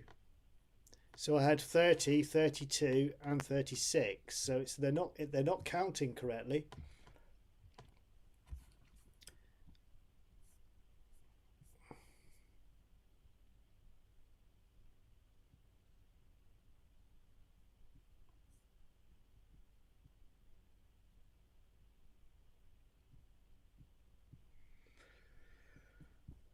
So yeah, it nearly worked, bootlegger. We had some sort of special madness mode, as some buses put it, unlocked, which is pretty cool. As I say, I don't know whether I can make it do what I want it to do with the restriction of only using 10 lines to write this.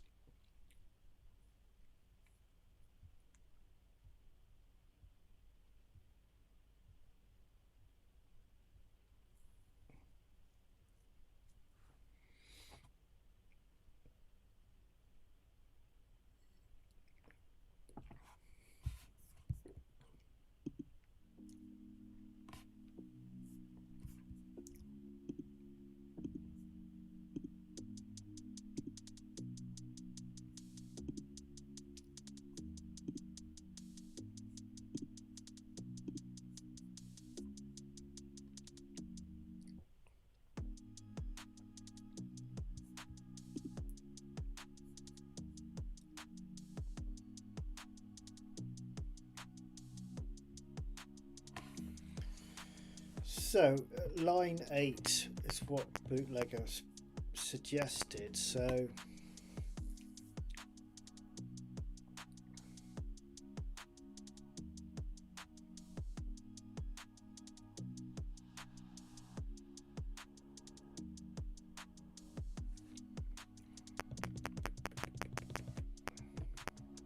just try something, because that is picking up more or less than white, so surely that will happen when it hits the other ones as well. So that should be 57 maybe. What, 56, 57?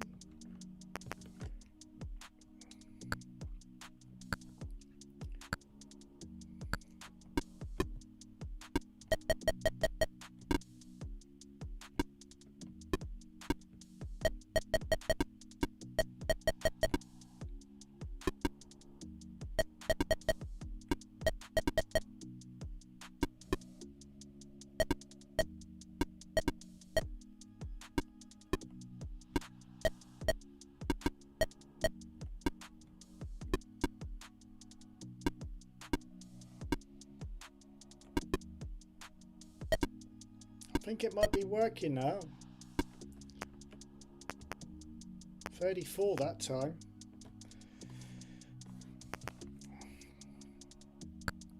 Let's try again.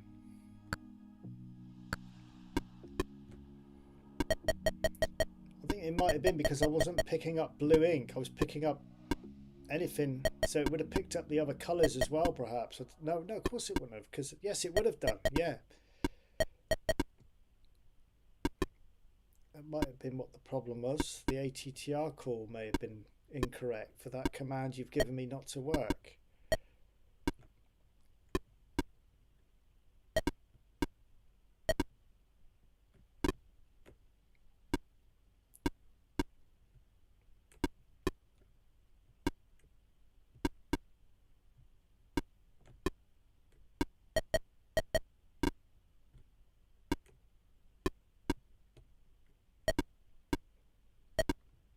Seems to be working now. 32 that time. Was it 32 before? Let's I can't remember. Was it 34 or 32? Let's put that 32 in there, and I'll play it a few more times and see what happens.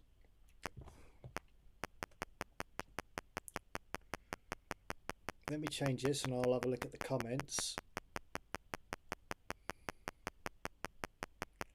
I think that's what the problem may have been though, because my ATT collision, if it was more or less than the paper color, which was white, 32 wasn't it? So let's just have a look at line 8 again. I've now changed that so it's just picking up blue ink, which is the color of the pad. So your little equation there should work now.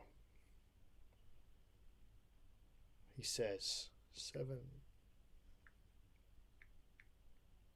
Yeah, that's correct. I've got that calculation right. Let's play it again, see what happens.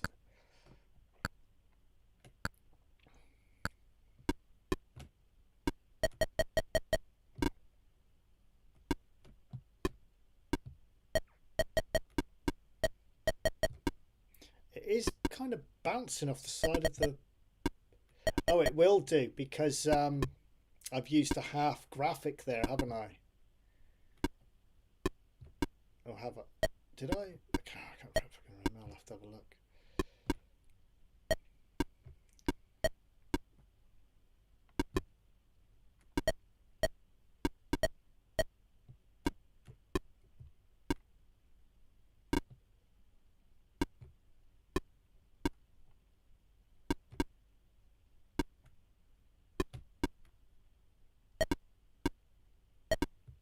I think it's working, bootleg.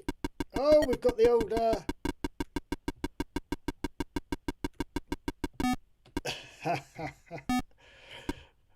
it's all going pear shaped. What's going on now? Right, okay. I don't know why it's doing it when it hits the corner. I may have to put in there something to stop it doing that, I think.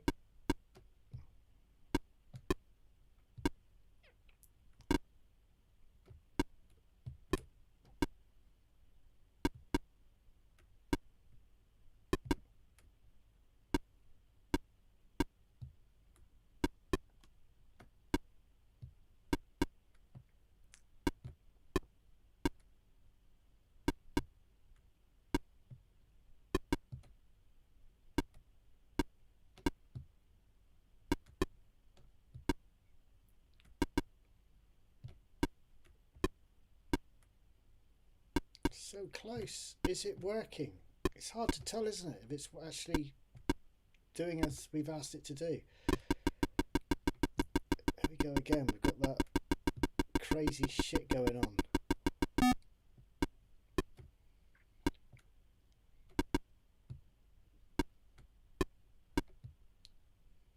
Only does it in that corner.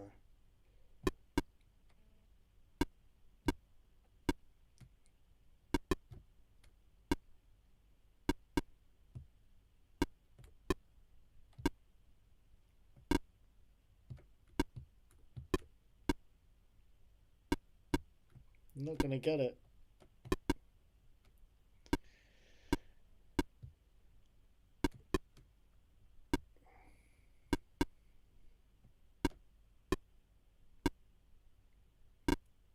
I don't think it's working, is it? I can't tell. I thought it was, but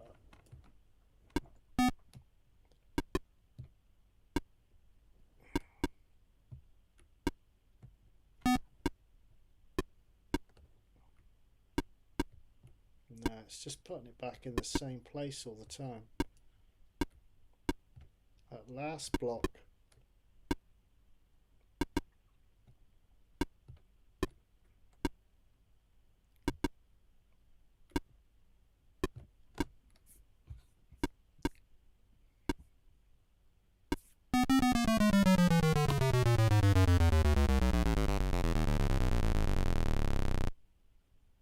Well, that worked.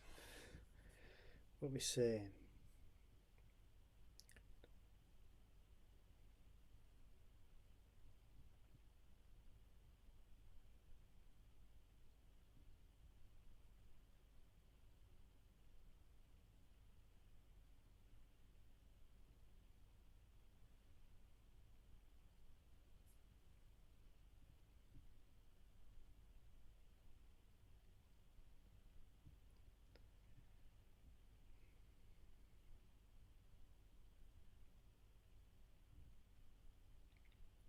R18, then stop. Yeah, good idea.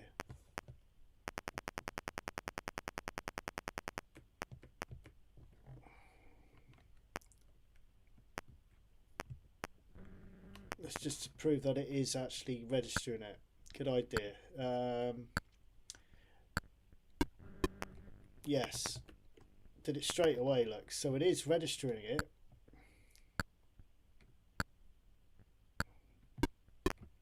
Yeah, so that's no problems there. Is it a case I need to change the V variable as well? You did say -1, didn't you?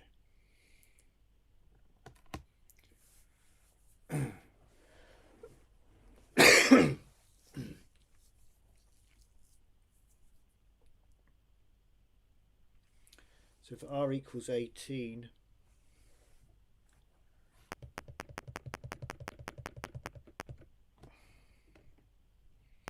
I'm thinking of putting and C is more than, just to bring it away from the corner, which was, scrub, was it 11?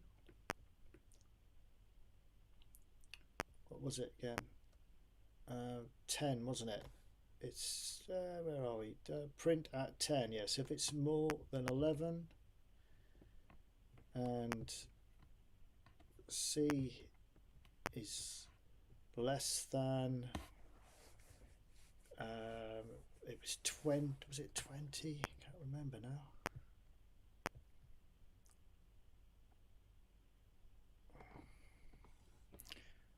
Yes, it was 20. So if I put, that was 11, if I put 19,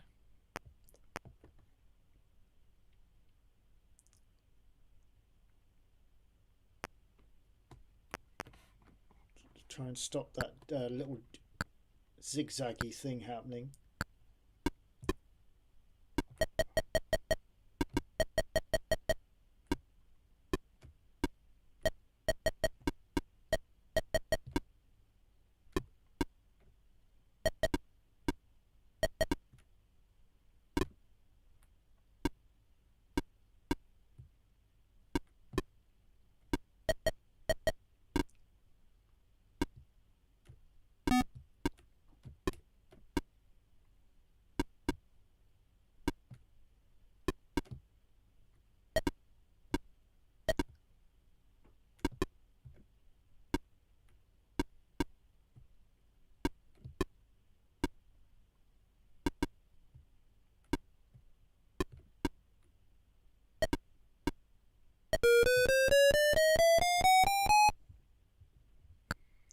Right, it didn't count them correctly again.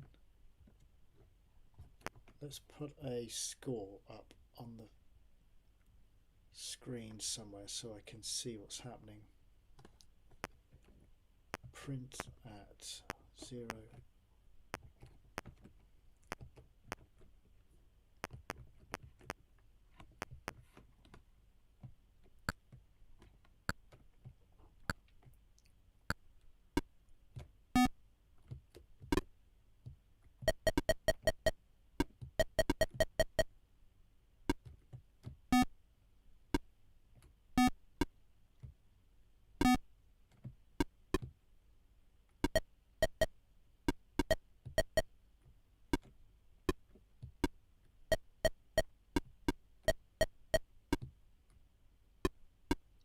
Just shows that by adding that print statement, just putting that in there, it's because it's printing constantly. How much it's actually, I can notice the lag in it already.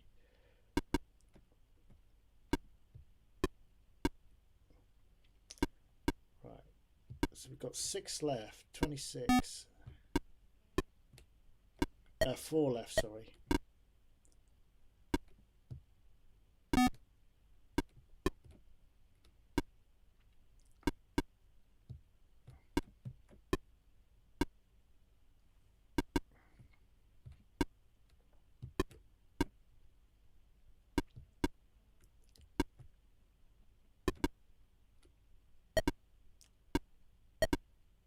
Right, so it's 30. Is it going to be 30 every time though? Because sometimes it doesn't seem to be counting it.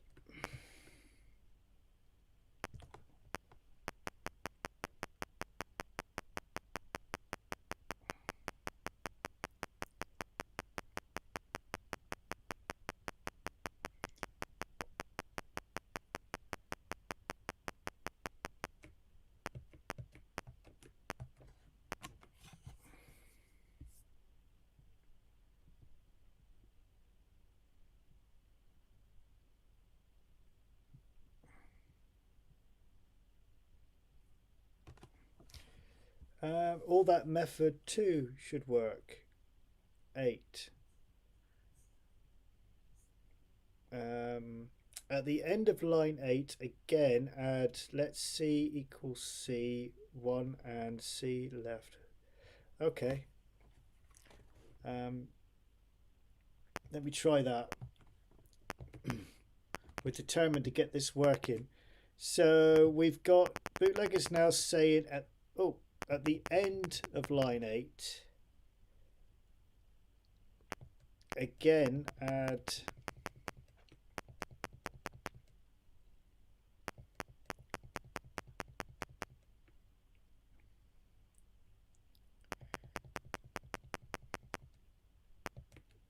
so you want me to add it on the end of that, are you saying? At the end of line 8, again add let C equals C plus 1 and C less than left boundary, as you can go out of bounds with the random. No need, your method does the same thing. Yeah, good. Yeah. I think it's working now though. I think I just got to get this scoring sorted out because I don't think it's counting them right as it's hitting them.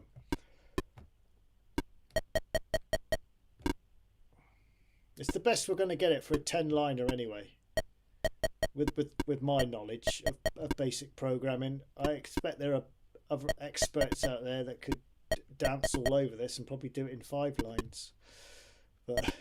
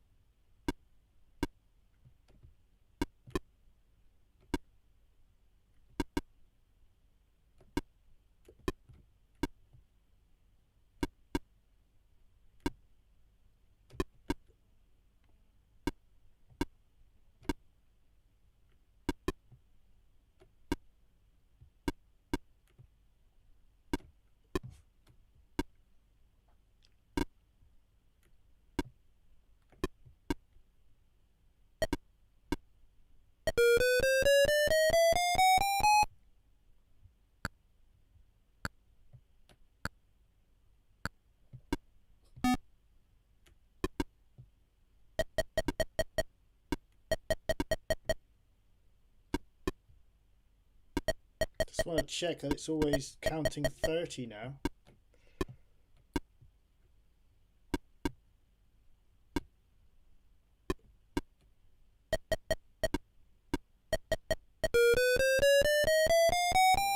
$29. Did I reset the counter?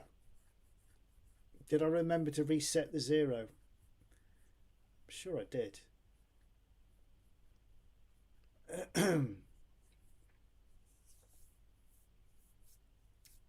Where is it? It's not always counting them correctly. Yes, I did. There it is. Let S equal 0. So if S, but it,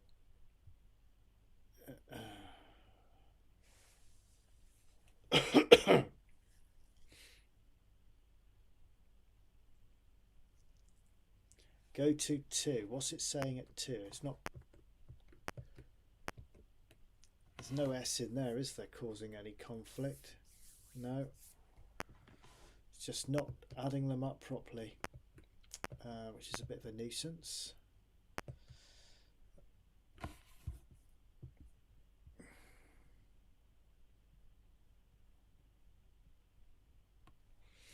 Yeah, that's the problem. Like you're saying there, you're clearing 3 blocks in every hit, not 1, so your counter will always differ.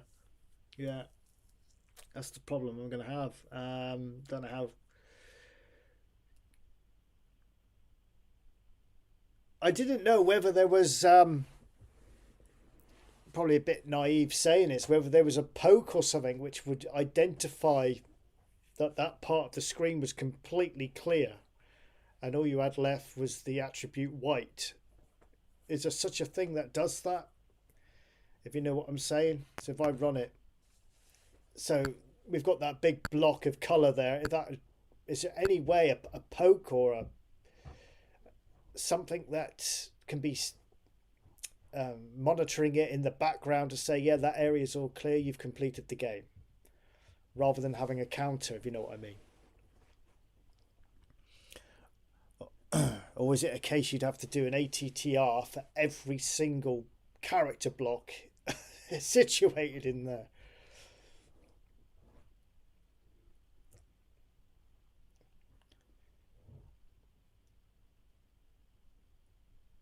There's got to be a way of doing it. Just take that print back out. No, there must be a poke or something that can help me out with that. I don't know though.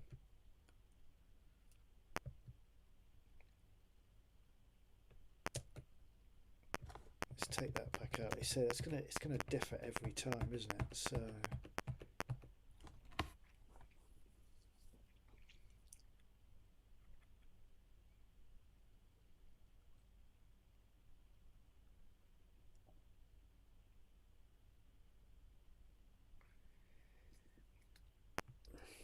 I was going to say, should I put it at +3 instead of 1, but that's not going to make any difference because if it's on the side,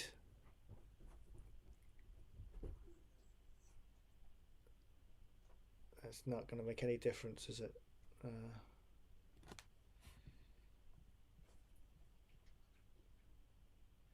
Yes, Through the Wall is a breakout style game. Line 3, clear just 1 block. Okay, list 3. So you're saying just clear 1 block then, yeah?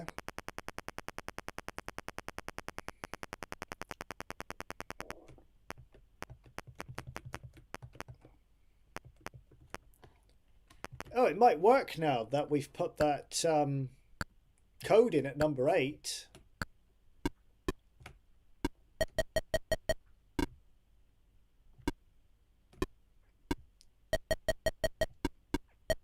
Good, yeah, of course, yeah, because we've put that code, that random call in, we probably don't have to worry about. Right, we need to change that now because obviously that's going to be Yeah, that's a good shout, Bootleg. I didn't think of that, because now we've put number 8, we've changed that piece of code so it does a random switching of the ball, if you like. It's going to be different, isn't it? Let's just ramp that up to 100 rather than delete it all. And then I need to put back in place just to print somewhere so I know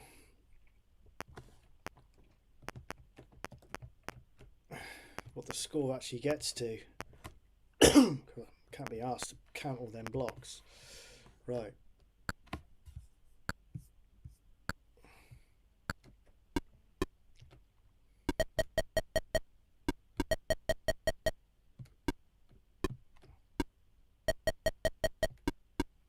Yeah, it's working already because it's clearing out bigger spaces, so we might be in with a bit of luck here. In fact, makes it a better game as well, rather than taking big blocks out.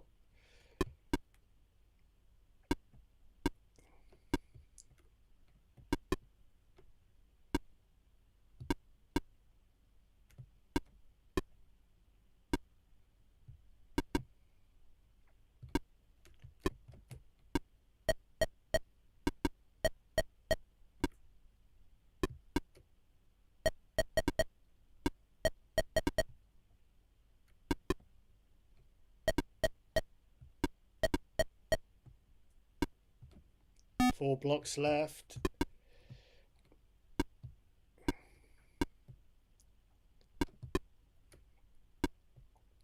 This is why I like doing these streams, because I get to learn off you guys.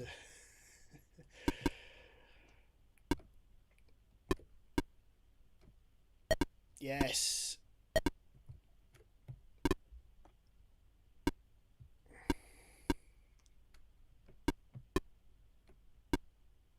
Now my counter should work in theory then, because it should be 72. Just got to get these last two.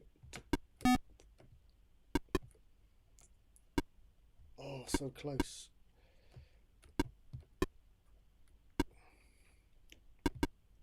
See, we've got to wait for that random call to kick in, haven't we? Here we go. Oh, no.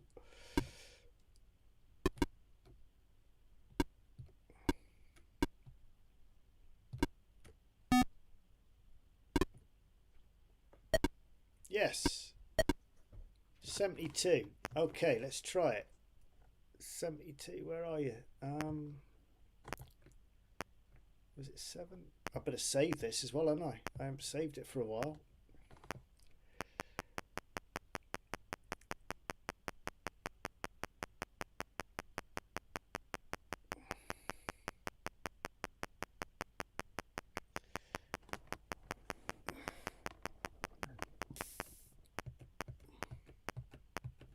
It's like the missing part of the game. I think that's it. I think we finished the game. I don't think there's a lot more I can do to it. Let's just make sure it works. I'm going to get rid of that print at number 8.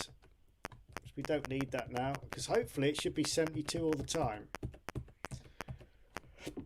I think the thing to do now is to play it for a couple of rounds and see what happens.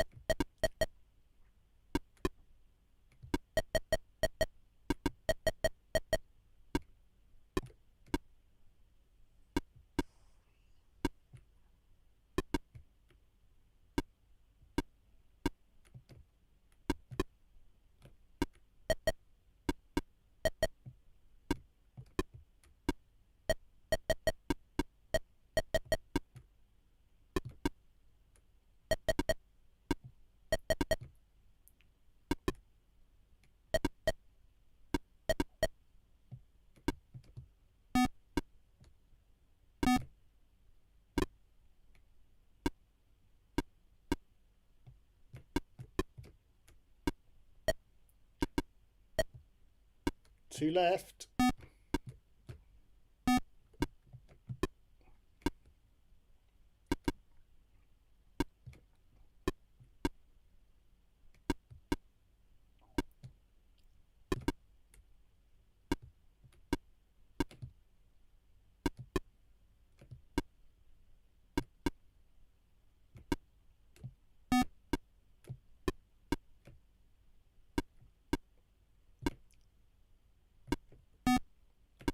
Oh, come on, don't die on me.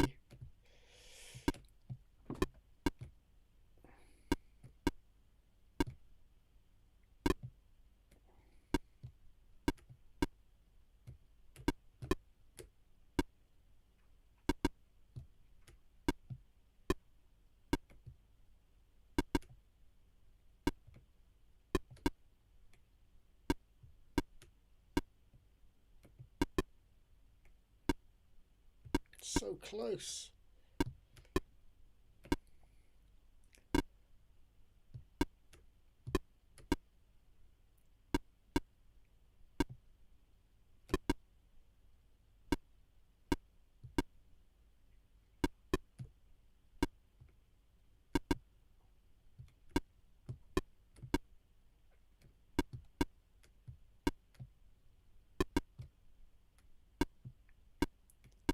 It might be that it's just inside the bound, not, you know, it's not making the random call because of that boundary control I've put on it.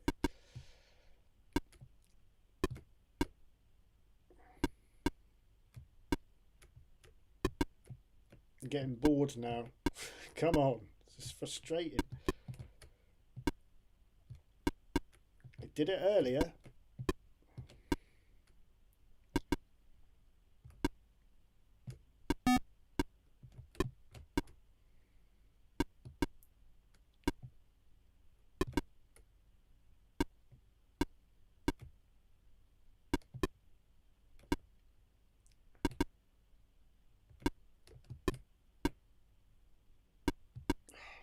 Pain in the ass. Oh, come on.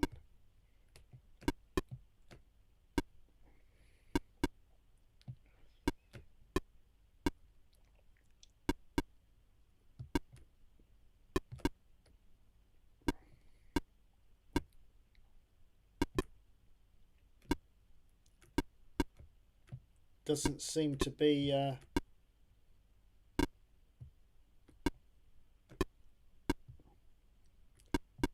should I maybe change the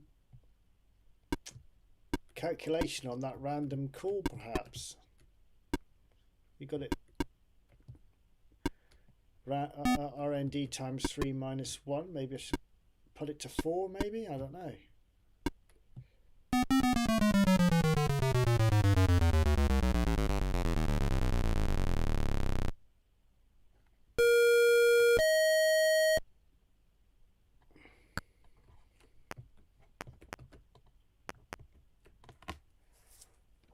I'm going to go and get a drink in a minute.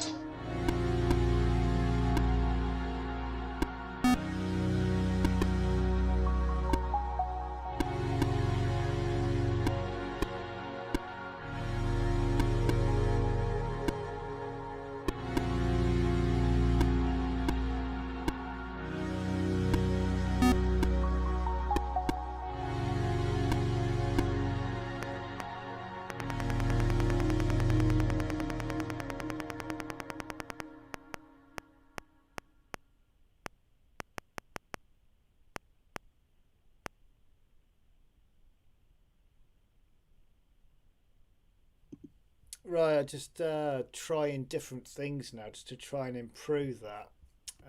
It's not going as planned at the moment. Right, change that to 3 now. You could also try a R equal A it random times on the end of line 8 too. Yeah, change the R as well. That's worth a try. Let me try what I've just put in there first, see if that works. I don't think it's going to.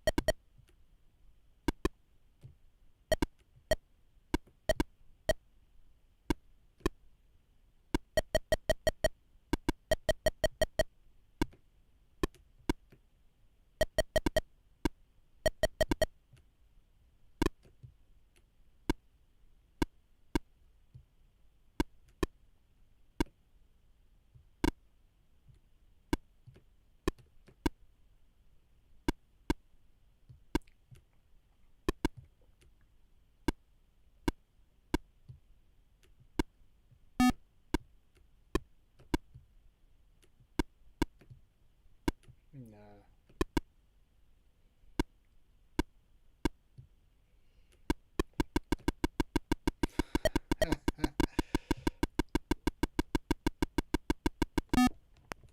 Okay, that didn't work.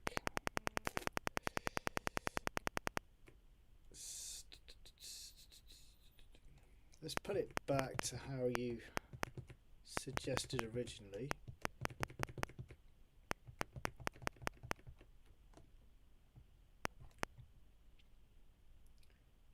Let R equal R.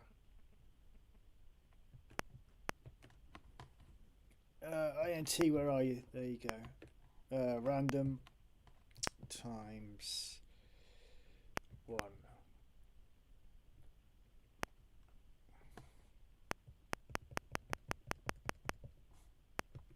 Why don't you go? Why isn't it moving?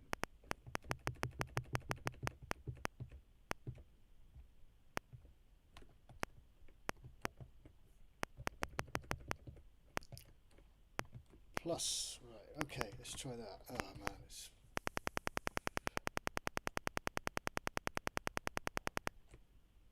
Oh, it was minus, was it? Sorry.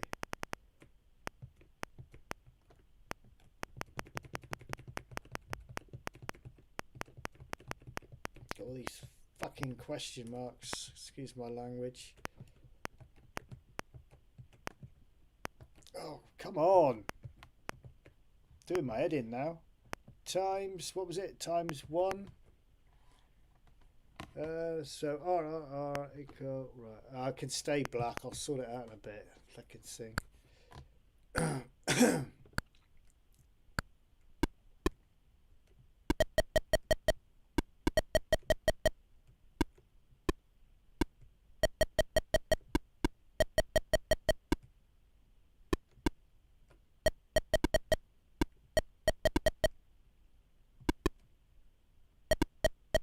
Looking good so far.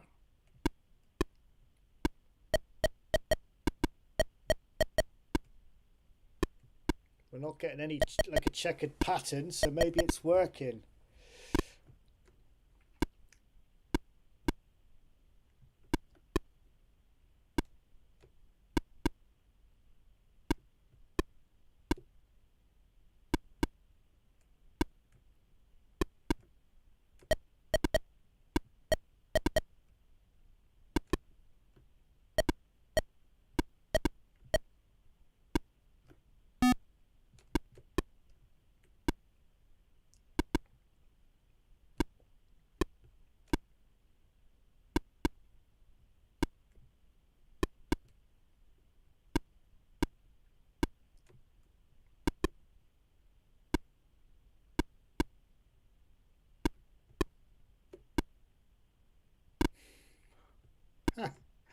Right through the middle of them. Oh, I'm getting tired of this now. Come on.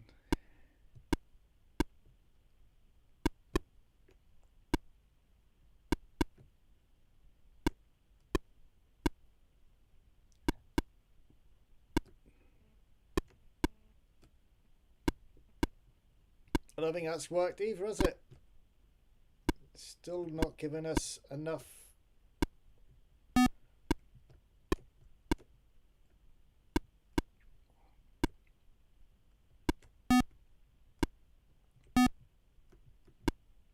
Is it actually doing the random call when it's hitting that?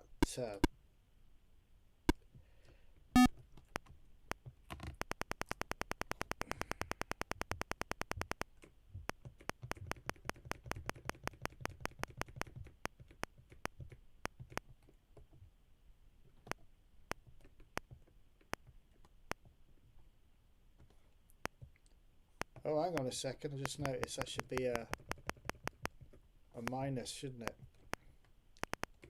Or should it? Should it have been a minus? I can't remember now.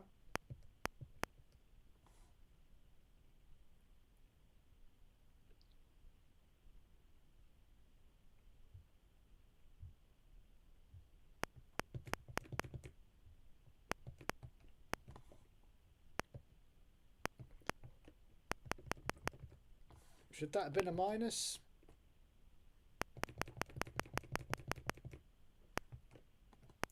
Put that back because I didn't realise I'd messed that bit up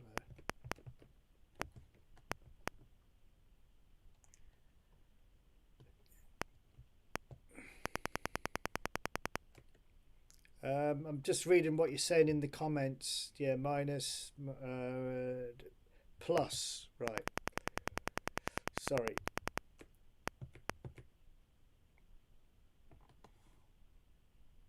Plus it on the C. Okay, so that should be a plus. Thank you guys for helping me out on this one, because this is what's ruining the game at the moment, because it's not giving us scope to knock all the blocks away. We'll get it in a minute. It's just a matter of time getting the right calculation.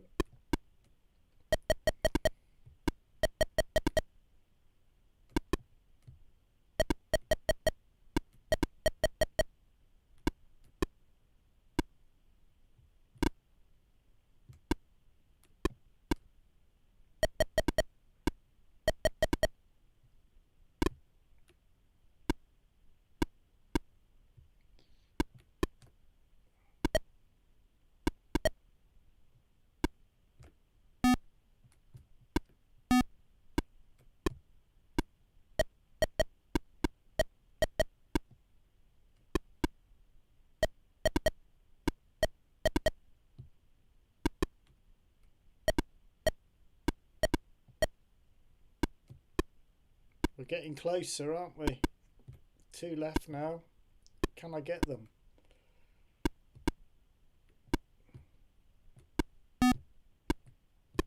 But don't miss it, maybe.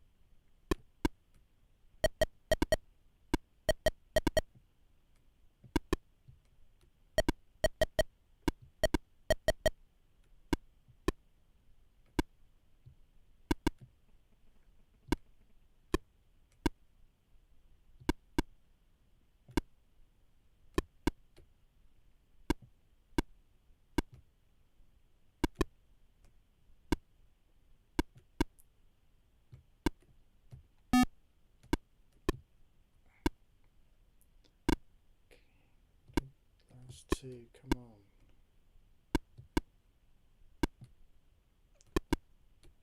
We've certainly got a bit closer than we did earlier.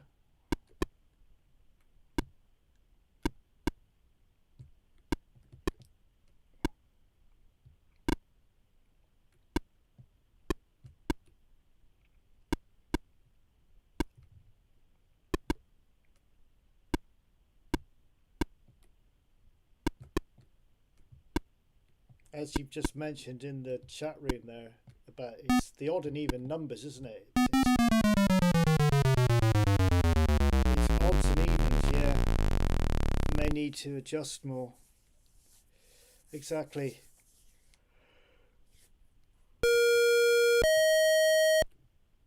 So it's just that calculation, these calculations here, I reckon, is what we've got to work on.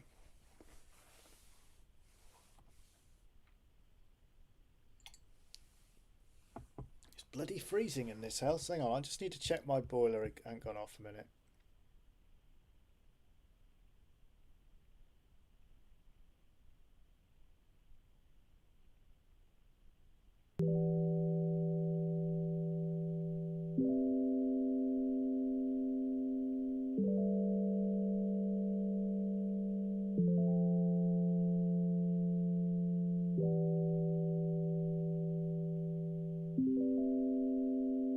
Now we got heat. Be pleased to know I've got heat. Radiator's nice and toasty, so just a case of letting it warm up.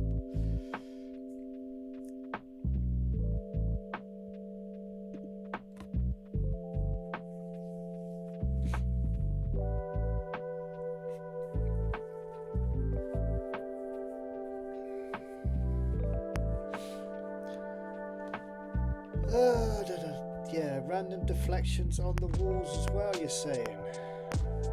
Well, that's where the walls are hitting there. Should I try putting it in there?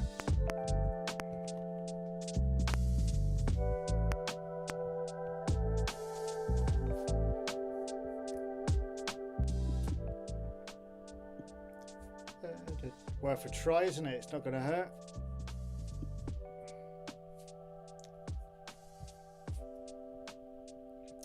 If I just copy number 8, C equals C plus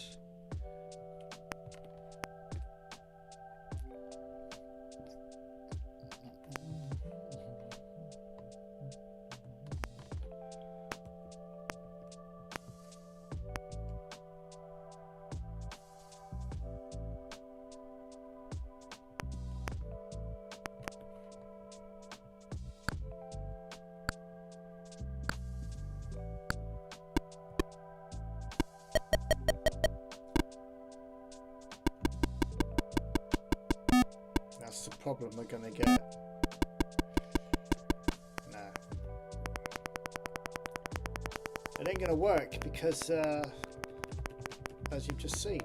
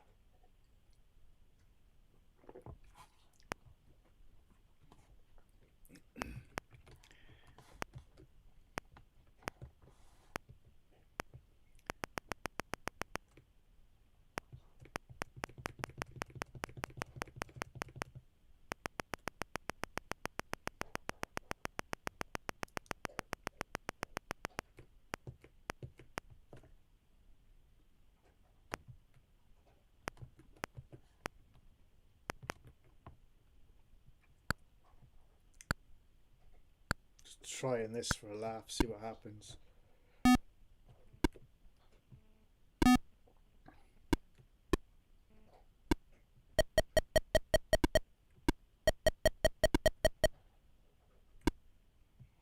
Just slowed the ball down, so as you can see it's jumping in.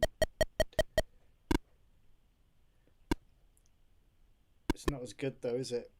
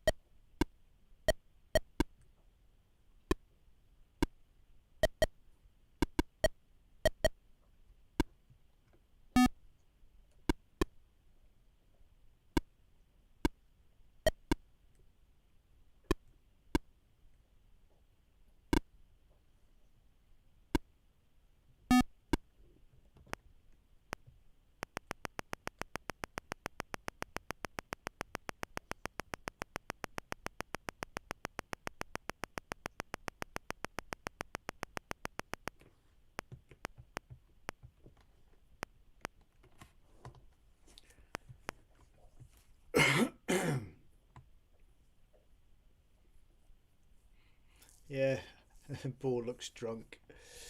It does.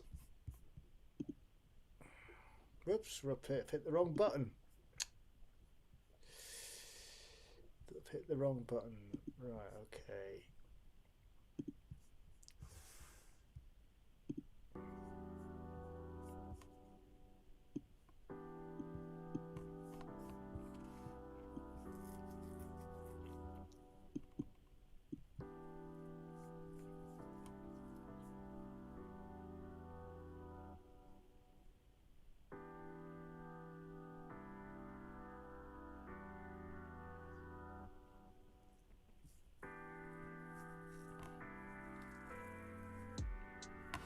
Okay, right.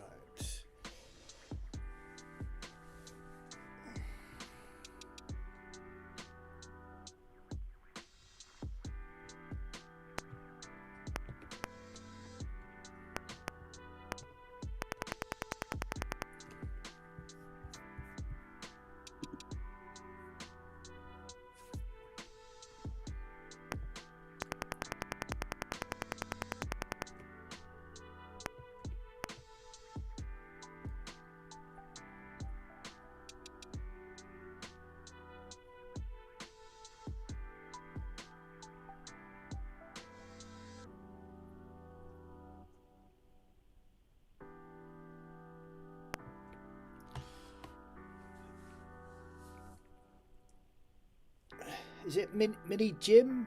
Yes, I see what you're saying. Just trying to work out how to. And I'm trying to do this in 10 lines of code as well, see? As a 10 liner, so...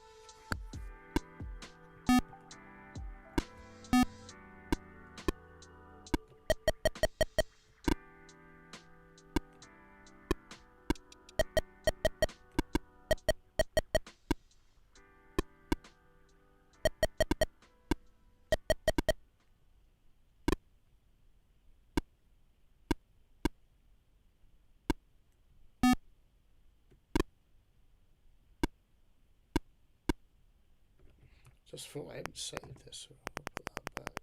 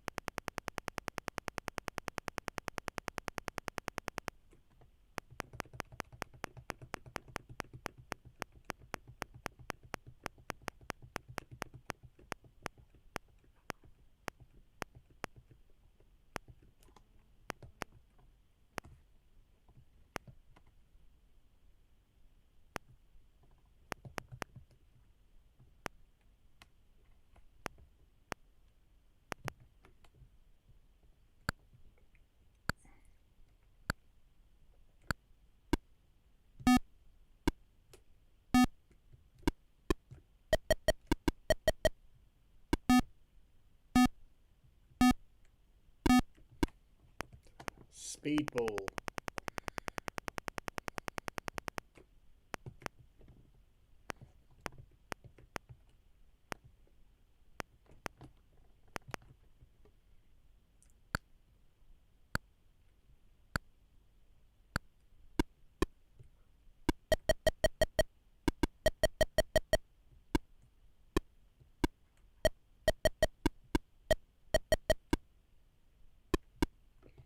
So what you're saying, two more variables, one for X value and one for Y value.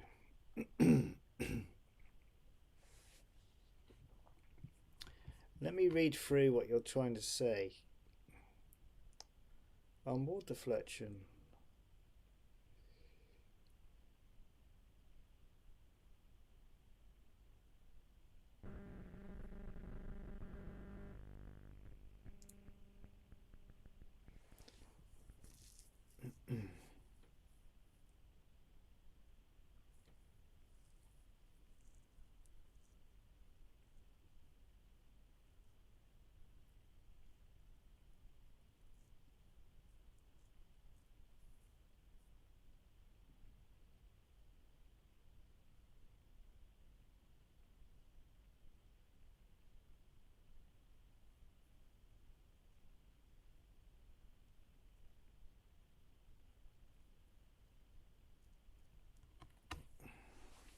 Set the X velocity and Y velocity when the ball hits the bat. If it hits in the middle, both X value and Y value are 1. See, I think I see where you're coming from now. Okay.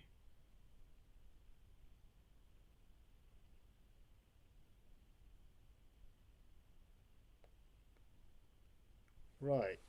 Okay. Let me... So really then, we don't really need to... we could probably get away with taking this out then, if I'm going to go down that route. If it hits on the left, then the Y velocity will be 0.5 or minus 0.7. Yes, I see where you're coming from. So let me try it. Excuse me. Right, I've already got an X, so there's my variables there. So you're saying Y. Well, I can still use Y. What about if I use Y? Let Y. Do you know what I mean? The numbers may not jive, but I am on the right track. Yeah, you're on the right track. I see where you're coming from. It's just trying to work out how to do the programming for it now. If it hits the middle, then the... yeah. So if I let... if I let y equal 1,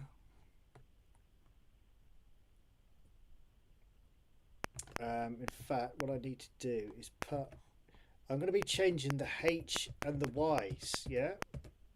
The h and the v, sorry. So if I put let y equal 1, then put let v equal y, and for this one, if I put let u equal 1, let h equal u. And then if we go down to line 8 again, that's when it hits the bat. Now obviously we need to work out the middle of the bat. Now at the moment this is where it might be difficult to do it in 10 lines of code. which I was trying to achieve, was to do it in 10 lines of code, but I don't think I'm going to be able to do it because I would need 3 more lines, one for the middle, one for the left, one for the right, if you see what I'm saying. At the moment this line of code here is just the whole bat, so that's where I am with it.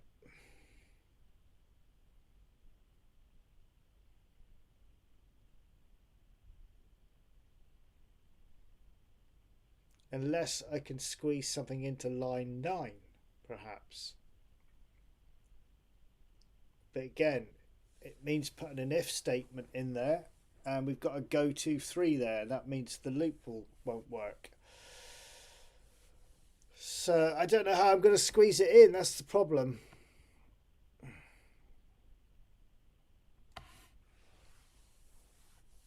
R and C, yeah, is the middle of the ball. I mean, we could try just the middle.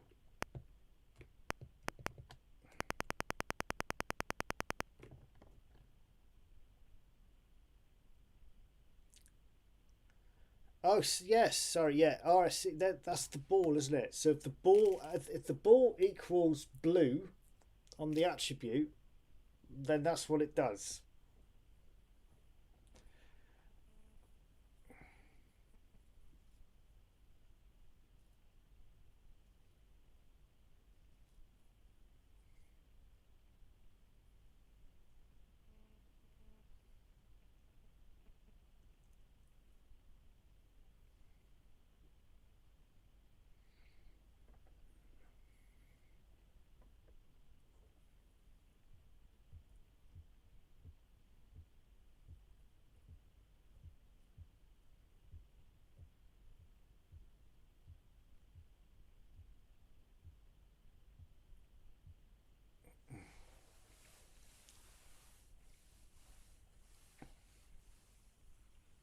You really just want the ball just to move over, either to the left or the right slightly, don't we, when it hits the bat?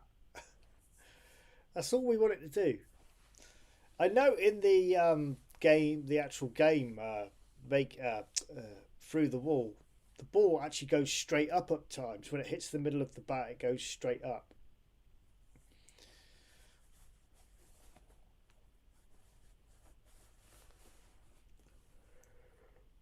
Oh, excuse me. Let's have a look at this a minute.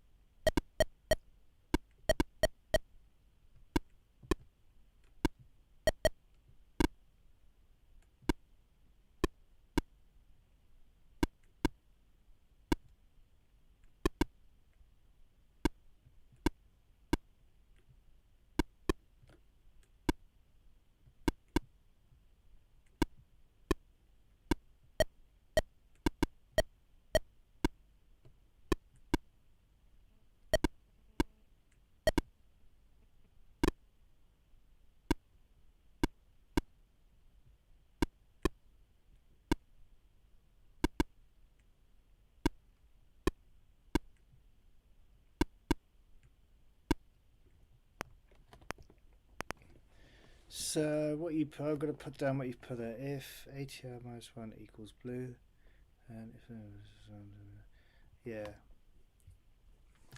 See, I'm not going to be able to put that all in one line, mini Jim, and that's why I can't do what I want to do in 10 lines. I know exactly what you're saying.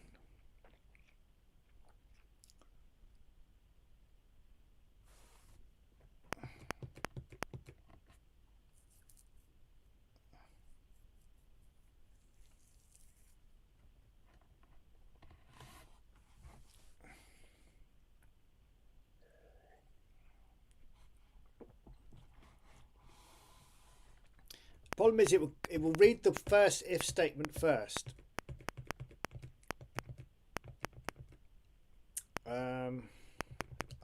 We could try it. I'll try it. I don't think it'll work though.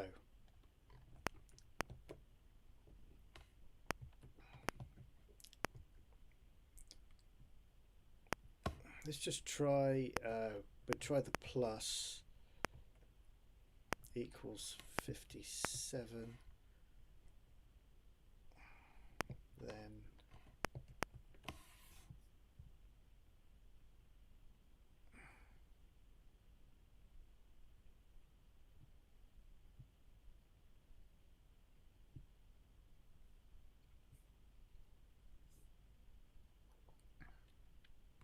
use brackets around the ifs, you're saying, yeah?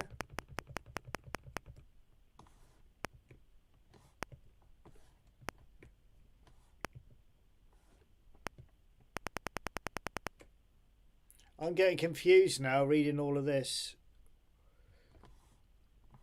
Trying to oh, fuck off. Sorry. I'm getting confused with all the ideas being chucked at me in the chat room. It's hard to try and keep up with it. So if then let, I can't remember what we were going to say now. Was it something like that? Then equals 57. Then let me scroll up again. I've forgotten what you were saying.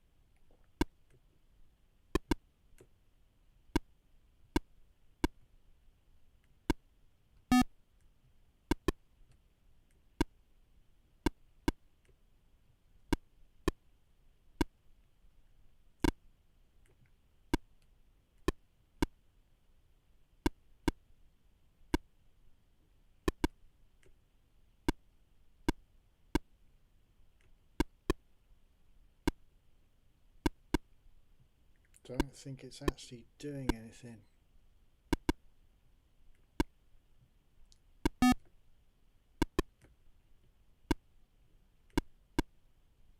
Should have got them by now. It's not doing anything, is it? Right, what are you saying? Let me see what you're saying there.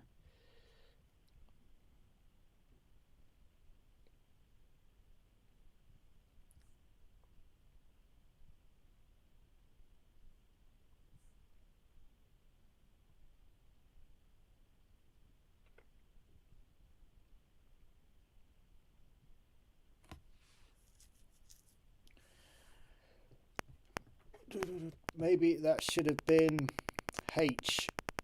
Change the, because that's the velocity. Maybe we should change the H. Maybe that should have been 0.75, not 0.75. Whoops. Mind you, it didn't do anything, did it? Yeah, now that's working. We can see it's working. It's had an effect as I've hit it.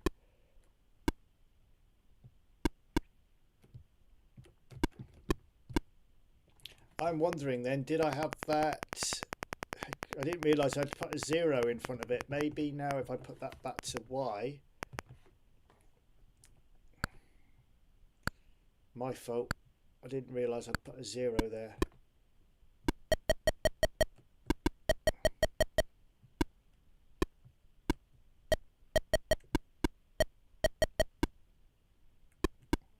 It's not doing it. It's doing more on the H variable than it is the velocity.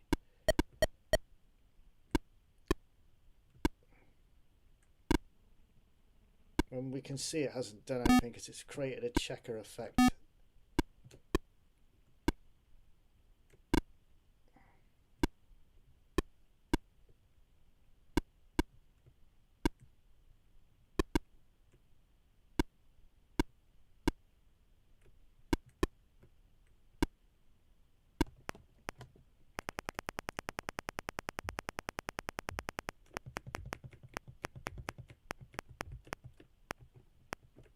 Let me go back to what Bootlegger said earlier.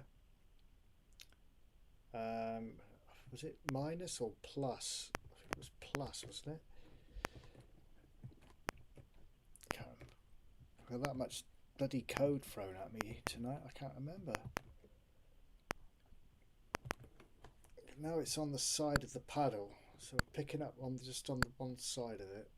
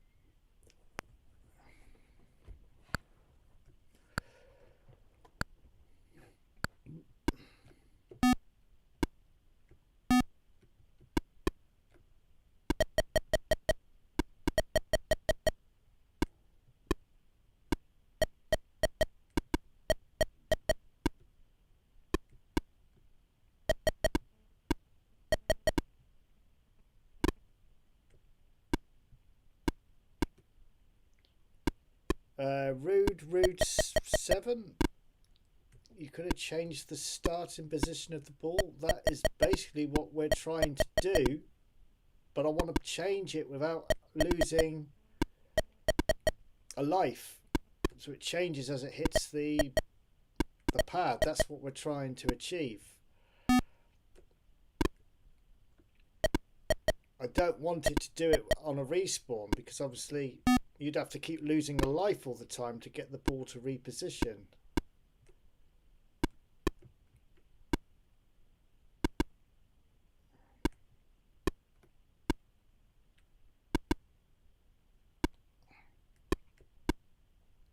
I thought I had it then, actually, when it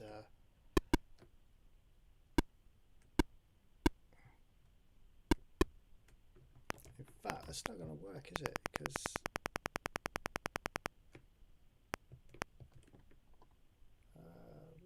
B +1.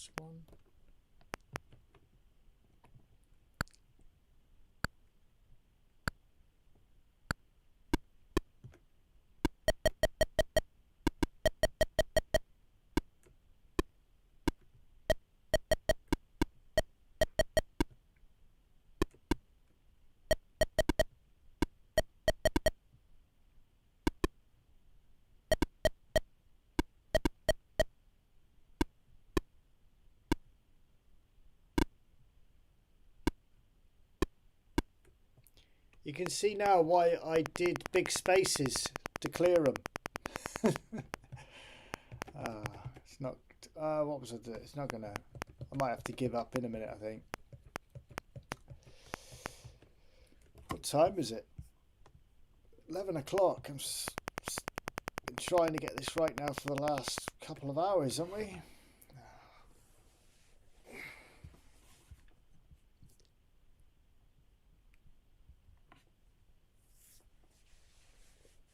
Oh, line above. Yes, of course I am. I keep thinking. Sorry, yeah, it should have been minus. I'm thinking I'm the paddle. It's the ball, isn't it?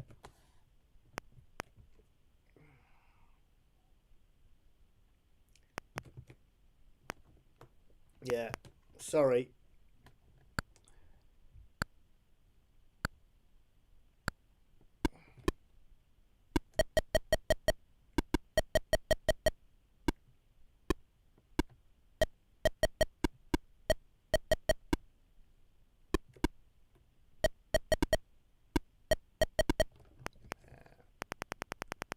No, it's not.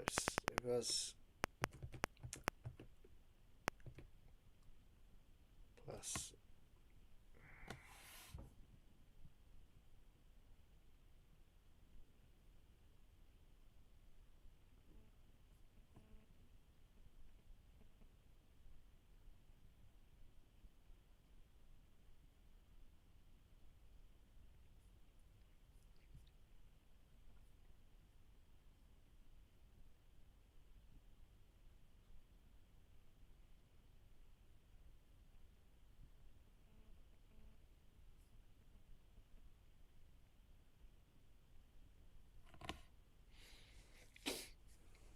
Well, I'm getting lots of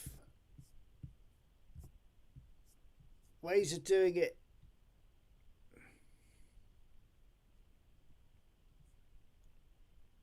Thrown at me in the comments.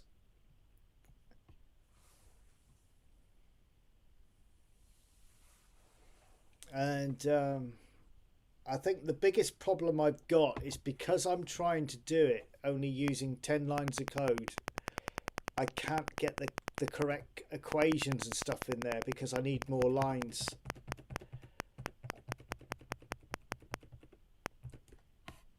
Because as Mini Jim said, we need to look at that paddle and take into account every position on it. So it's 3 wide, 3 characters wide, so we need to concentrate on the left, the middle and the right. At the moment I'm reading the whole thing, well, the ball is anyway, if it equals blue.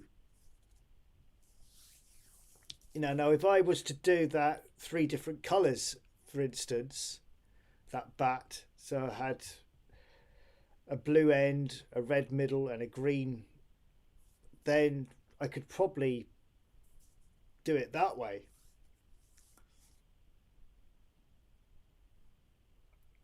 just for example, is what I'm saying. Obviously, I wouldn't want it all those colours. It would have to be all the same colours. It looks stupid.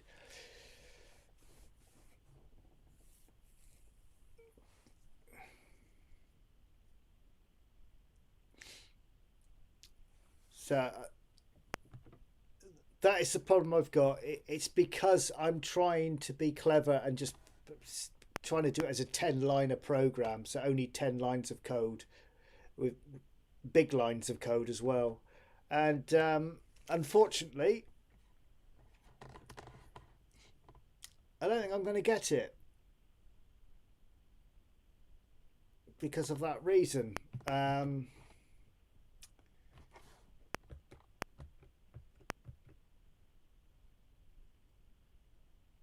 I'd need at least another 5 lines, I reckon. So it would end up being 15 lines.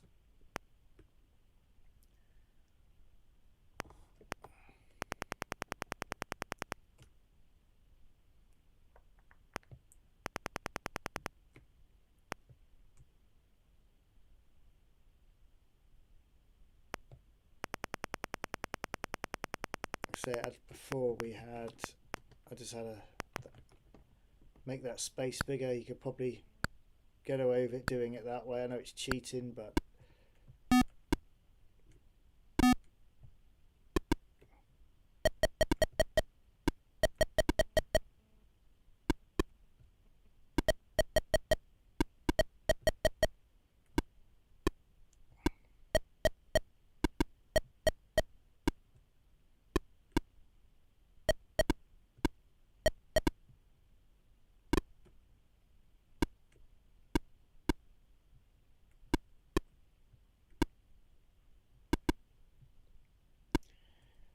I remember last time I made this game, rather than a wall, I had the bricks all spaced out so you could hit them.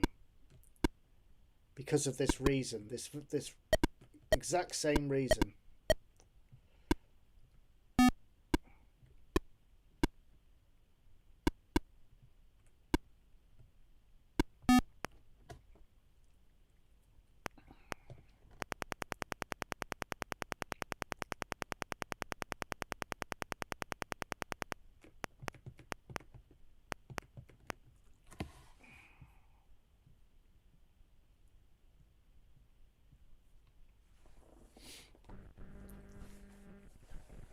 I think what I'll do is I'll save this and I'll have to return back to it, but I'm going to have to go over what I was trying to achieve, the 10 lines. I'm going to have to add more into it if I want it to work properly.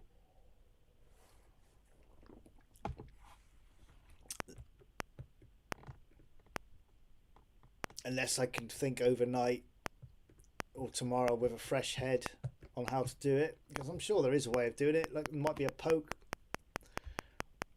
Or the only other way to do is, like I said earlier, is I change the format of my wall so I have spaces in between them. So they would literally have to be, I don't think you'll get away with that, would you?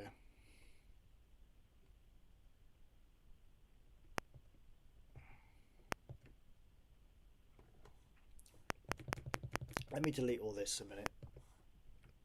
Let's pull it down again. So I can go to the comma there. So basically, I'd have to do it like I did my first version of this when I tried making it before.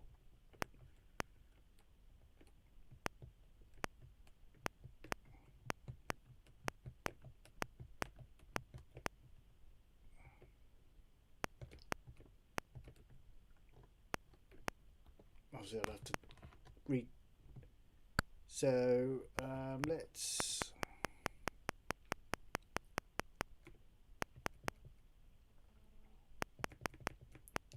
put them as X's again so we can see them.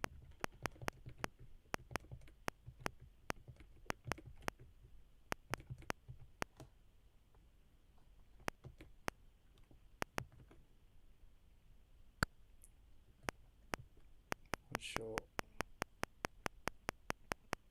because I've got paper.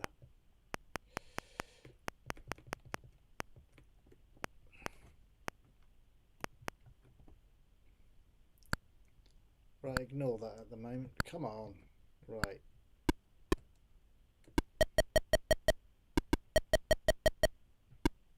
See what I mean? It won't clear the X's out. All the X's will probably remain there.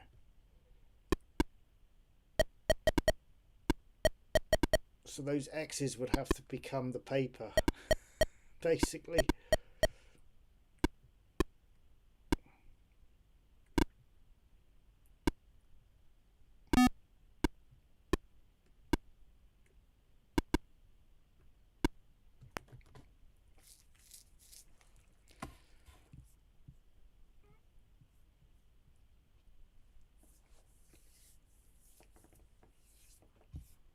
Anyway, it is 10 past 11. I'm going to call it a night.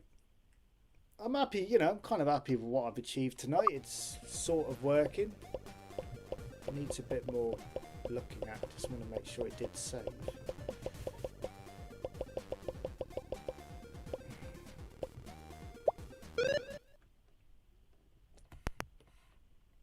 Yeah, there it is.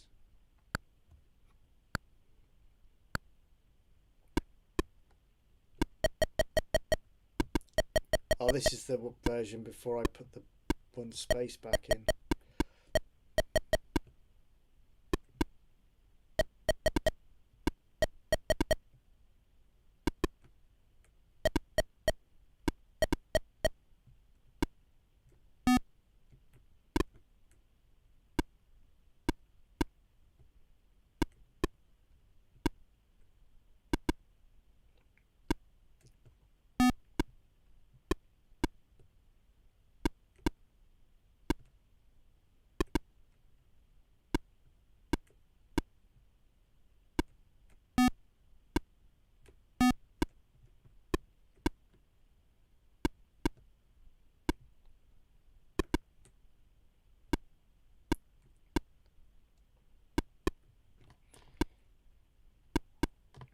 Anyway, I'm going to call it a night. It's one of those games, it's a work in progress because still needs a looking at.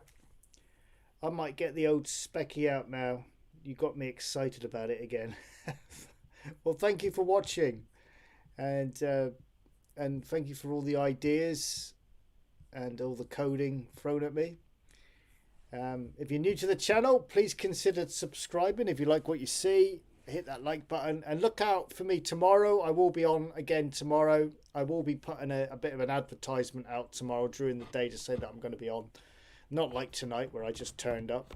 I do these unplanned live streams quite a lot where I just show up, but tomorrow will be a proper planned one, so during the day look out for the flyer, and I'll see you tomorrow. Enjoy the rest of your evening. Good night.